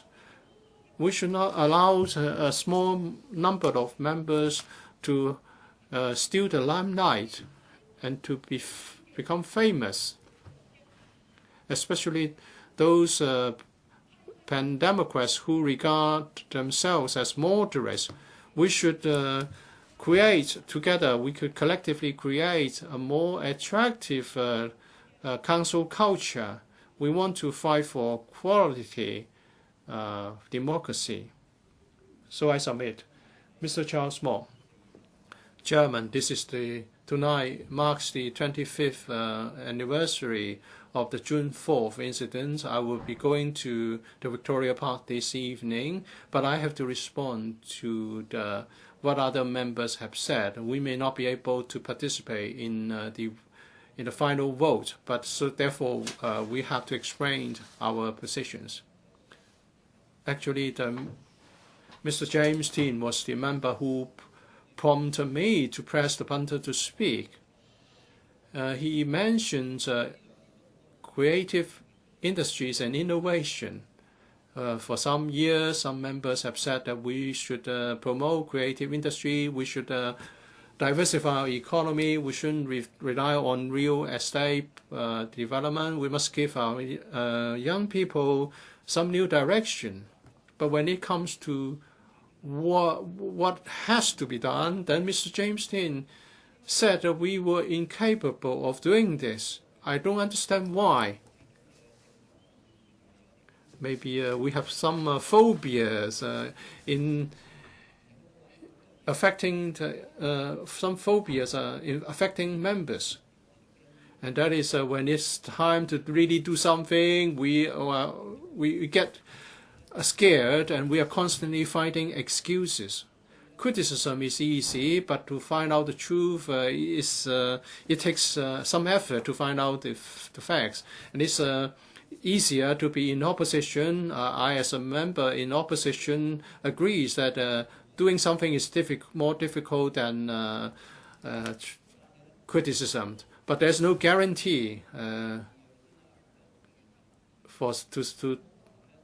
guarantee that for success.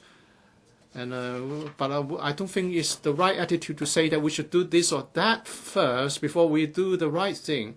And Mr. James Tin is actually acting under such a stereotyping point of view, and that is to say, it's perceived that Hong Kong cannot do certain things. I've heard him say that he's in support of creative industries and innovation, but the mentality he has shown is in line with certain mentality of the business sector. And Ms. Emily Lau also said she is in support of creative industries, but she's also of the view that the government will not be able to do it. But if you do not allow us to give it a try, we can never find out. Well, and she said that we also supported the IT Innovation and Technology Commission, but they have not achieved much. But it's just precisely because it's a bureaucracy. Mr. Tin referred to the cyberport as something that was turned into a property development project. But I think, to be fair, I have to say something in balance. In the past 2 years, cyberport provided $100 million or so to small and creative projects to try out new ideas. Of course, Cyberport suffered from the original sin that there was a property development project in the beginning. But we have to judge whether the Cyberport is now doing a good job and by finding out whether it's helping SMEs and creative and innovative projects. Ms. Priscilla has criticized some members with strong words. Well, I have considered the views, and I think Ms. Leung, in criticizing the filibuster,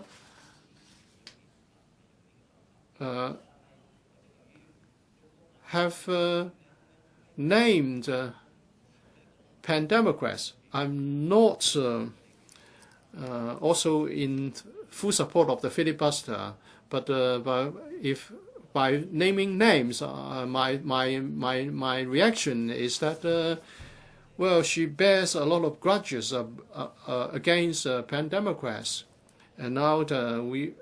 Apart from Cyberport, Mr. James Tin also refers to the science park and about the vacancy rate. The media was very good at finding out certain conditions, and it was found that very often the offices there were unoccupied and unattended. But you know that these startups may be very small. They've only got a few employees and people working there, and sometimes they were out of Hong Kong on business trips, and therefore you see no one there in the offices. But these startups might have already so-called graduated after completing certain incubation projects. And if they want to make it a bigger one, they want to employ 10 people instead of 5. The science park management may offer you 2 or 3 premises instead of one big one. So it's not really true that the offices have been used as warehouses. But it's important that the cluster effect is there to help the newcomers. But the first generation startups have been able to lead and help the second generation startups. And that's what the government has been trying to achieve. And now there are certain suggestions that the Pak Sek Kok site should be resumed for housing projects instead of getting us a new phase of the science park. People may not be knowledgeable or familiar with certain fields or sectors, and they are not willing to invest time to gain a better understanding. To those members who are doing the filibuster, I would very much like to have the chance to take them to meet with the young entrepreneurs and to listen to them personally. Mr. Chin might learn about this tomorrow. There's a medium-sized IT firm in Hong Kong which has been taken over by another corporation, and the consideration was more than $200 million. So I think the government has been doing something and has achieved something in the innovation and creative industries, and therefore they may want to do something to tie in with the creation of a new bureau. It is obvious that the government is trying to experiment with certain ideas, though we have been advocating it for a decade. That is, perhaps the government should give out some subsidies to the SMEs so that they can acquire innovative solutions. I think on this occasion, the retail industry will benefit from the experiment. $50 million has been set aside, but this is unprecedented. In the past, the government wasn't willing to try this. And then we have the ESP, that is the Enterprise Support Program. Again, it has been made more flexible so as to respond to the requests of many startup enterprises. The government is advocating IT in education. There is also improvement to the infrastructure. And then on school campuses, there will be enhancement courses for the high achievers in IT education. In this way, more people will be attracted to take the course of ICT at secondary level. So the government has been doing something about it. Of course, we would always say that the government should have done more in greater depth and on a more sustainable basis. Therefore, I must say that the government is doing something about it, though we would like to see more and with greater efforts. Now, if the government is to set up the Innovation and Technology Bureau, then the initiatives that I've referred to can be expanded. Now, on the question of the bureau, many people are asking the question, why? Why do we need a bureau? Well, I always say, why not in response? Why not set up a bureau? This is because Korea, Singapore, Taiwan, etc., among other competitors of Hong Kong, they've also got a similar bureau.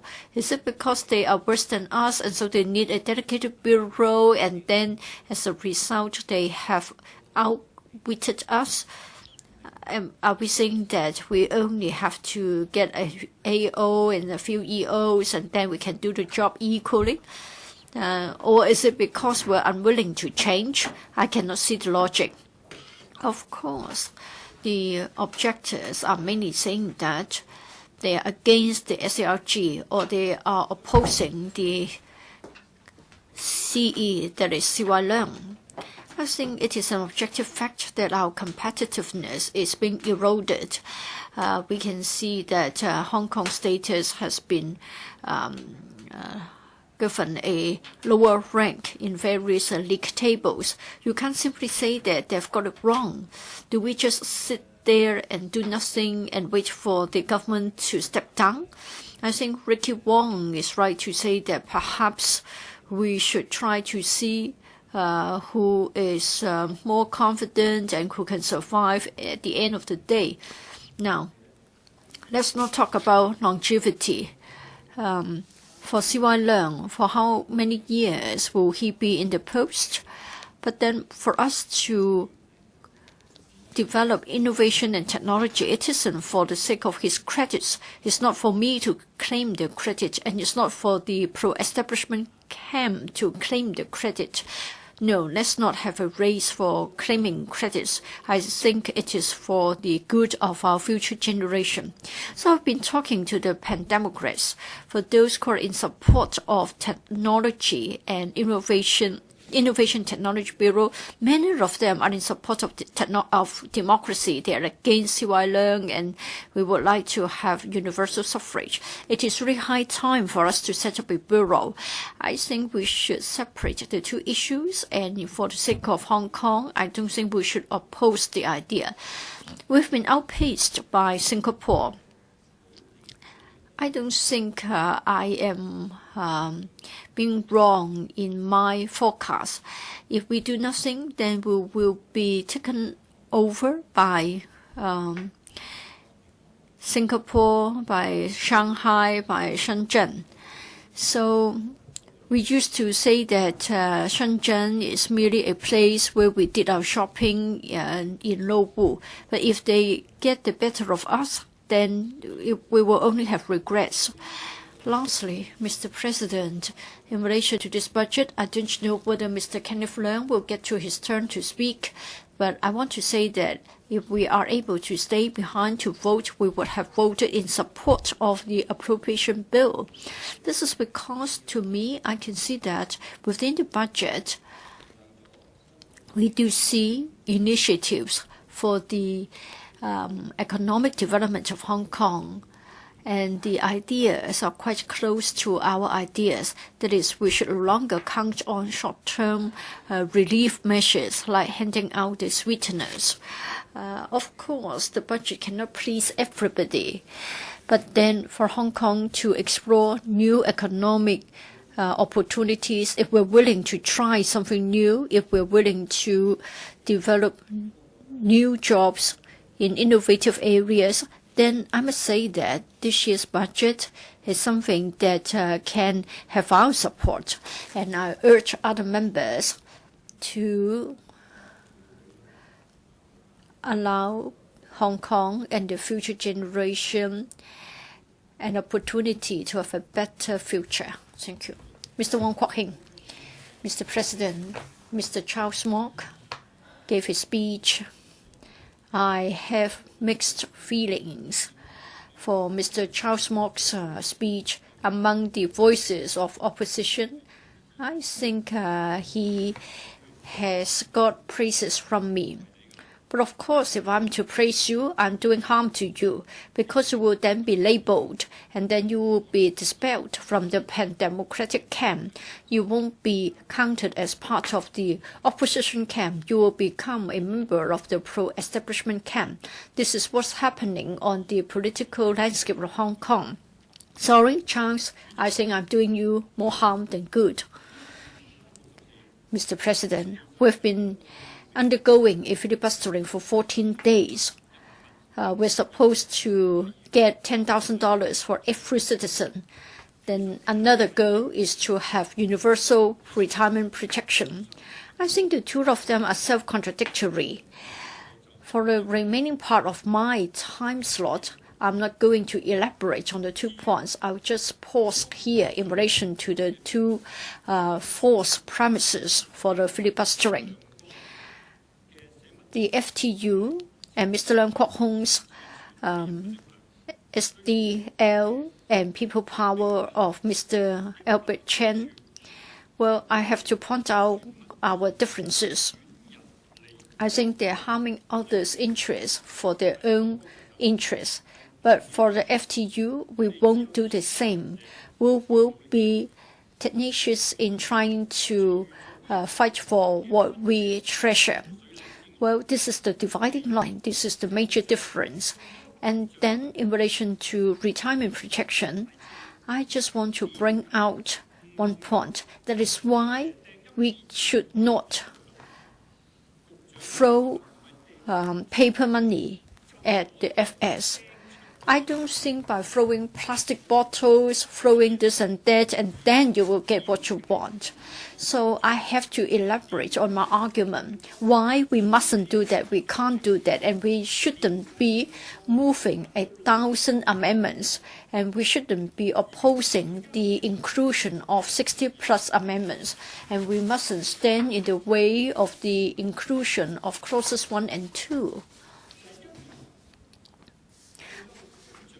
Well, for the question of retirement protection, there are 5 points. There are 5 questions that we have to address. First of all, whether it is feasible. Secondly, whether the protection is reliable. Thirdly, certainty. That is, we should be able to get it continuously. And fourthly is sustainability, that is the scheme can go on. And fifthly, the community participation. Now we need the participation of the community, and therefore everybody will be involved, people from all walks of life. So I don't think that by throwing paper money at FS, by throwing plastic bottles at you, and then we can get it. And therefore, I have to point out that the 3 lawmakers are costing us $10 million, and the objective the so-called objective of the filibustering is in fact unreasonable. Mr. President, for us in the FTU, and the FTU has a history of 65 years, our mission, our goal have always been the same. That is, we want to fight for the interests of the workers. Retirement protection is one of the missions of the FTU. In the last century, in the 70s, we already started to fight for this. In 1994, in the month of January, Mr. President, I'm showing you a copy of this document. We want the elderly to be given retirement protection, and we have got a very comprehensive set of proposals. We've been reflecting our views to the government. And then in the year 2012, the FTU called a general meeting of its members on the 35th anniversary. We hope that the administration will soon come up with a comprehensive retirement protection scheme. We endorse a motion on the basis of research work. Last year in 2013, we had a meeting with Sau-lan, the CE, the FS, as well as the SFST also came. So we came up with a very comprehensive package of ideas on retirement protection. Now, we took the matter seriously, and I referred to 5 features. And then we have got 6 other factors that we have to bear in mind. So quite unlike Kwok-hung, who were merely shouting slogans indiscriminately. Well, he would like to copycat Pt1, but in fact, he's just being sensational. Now, for retirement protection, we must have research. We have to study the matter. We have to carry out analysis. We should be backed with actuary calculations, and there must be a proposal, and there must be a scheme. So we can't simply shout slogans and think that they are the panacea. Last year, the FTU came up with this proposal. The administration eventually appointed a task force under the leadership of Professor Nelson Chow. In the middle of the year, the research report will be submitted to the government. We do welcome this. In other words, other than protesting, demonstration, and negotiation, we have to put forward our arguments. We can't just pluck something from the thin air. Other than fighting for the acceptance by the government, we have to secure the support of the community, the support of the employers, employees, as well as the homemakers who are not in the labor force. So we need the support and agreement of all people from all walks of life. Mr. President, I've got 2 books with me, and the research section of the FTU would like to look at the social and economic conditions of Hong Kong. We'd like to see whether we were able to cope with such a scheme. So I beg this question, and I want the Society of Hong Kong to pass a judgment here. Now, universal retirement protection schemes must have the participation of everybody. We can't simply try to talk lightly and think that we will get what we want. I think we need to be backed up with a lot of research work. In the last century, in the 1990s, I put together a collection of my political commentaries. And in this book, there are a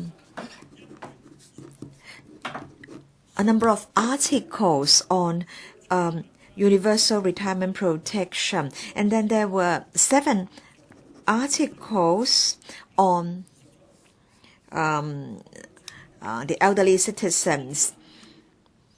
So can I ask the members who have wasted $10 million by filibustering, can I ask them and the organizations they belong to whether they have ever done any research, whether they've published reports, whether they've conducted surveys? The answer is, of course, no. They're not able to produce such reports or documents. So they filibustered, and then today the bill will be put to the vote. And have we heard anything meaningful from them? They keep pointing accusing fingers at other members. They keep criticizing me, but I don't care. I'm not afraid. Now, concerning the FTU's retirement protection proposal, there are 5 characteristics. First, we want the system to exist in parallel with the MPF. We hope that there can be social insurance that will benefit the entire community. Second, we are of the view that universal retirement protection should take care of those who work as well as homemakers who do not enjoy any retirement protection, and also the chronically ill. They should also be covered. The third characteristic is that elderly citizens and their family members should be able to benefit immediately. So we hope that this proposal can be implemented in 2016. In other words, in that year, eligible elderly citizens should be able to each get $3,250 per month so that they can lead a dignified retirement life. And as a result, employees will have a lesser financial burden taking care of their parents and grandparents. And another characteristic is that there will be tripartite contribution. In other words, contributions from employers, employees, and the government. And as a result, everybody will stand to benefit. And then another characteristic is that the proposal or the option is sustainable and will be able to overcome the problems we will face during the peak period. In fact, we've carried out actuarial studies. We will be able to overcome the difficulties in the most difficult period, in the most difficult 2 to 3 decades. This is a sustainable option. But then I know that I need to stop here because we should pass the bill as soon as possible. I understand that the more we speak, the more money will be wasted. And we're talking about taxpayers' money. And then concerning the FTU's proposal, I believe you are most concerned about the source of funding. So where will the money come from? I believe that's our greatest concern. Mr. Wong, please do not go into the details of the FTU's proposal. But then I will be brief. I only have about 2 minutes left. I think you should explain your voting inclination.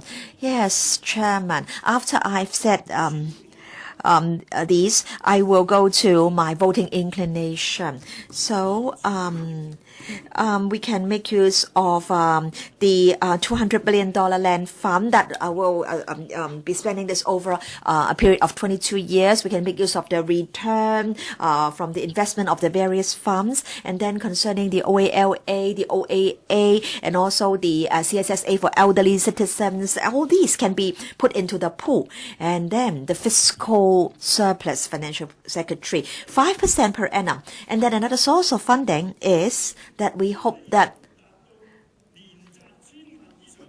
for enterprises with a profit of over $10 million a year, the profits tax for these companies should be increased by 1%. And this is only a very small burden. And then from 2021 onwards, employers and employees should each contribute 1.5% per month. So these are the various sources of funding. But of course, at the same time, the existing MPF system should be improved upon. And concerning the offsetting arrangements in relation to MPF and SP and LSP, this biggest loophole in the present system must be resolved. So I really hope that Financial Secretary concerning the future fund mentioned in the budget, it shouldn't only cater for future infrastructural needs. You should take into account the needs of the people. You should seriously take into account the FTU's proposal concerning universal retirement protection. Now, Chairman, concerning having clauses 1 and 2 standing part of the bill, of course we support this. These two clauses are the most important parts of the appropriation bill. In fact, I said at a very early stage that people who talked to me said that they felt that the budget was a good one. But of course, there are inadequacies. And I think there are 10 areas where we can follow up in the future. But then we are now on the edge of a fiscal cliff, and we can't allow the government to fall down this cliff. And so I would definitely support the proposal to have clauses 1 and 2 standing part of the bill. Thank you. Mr.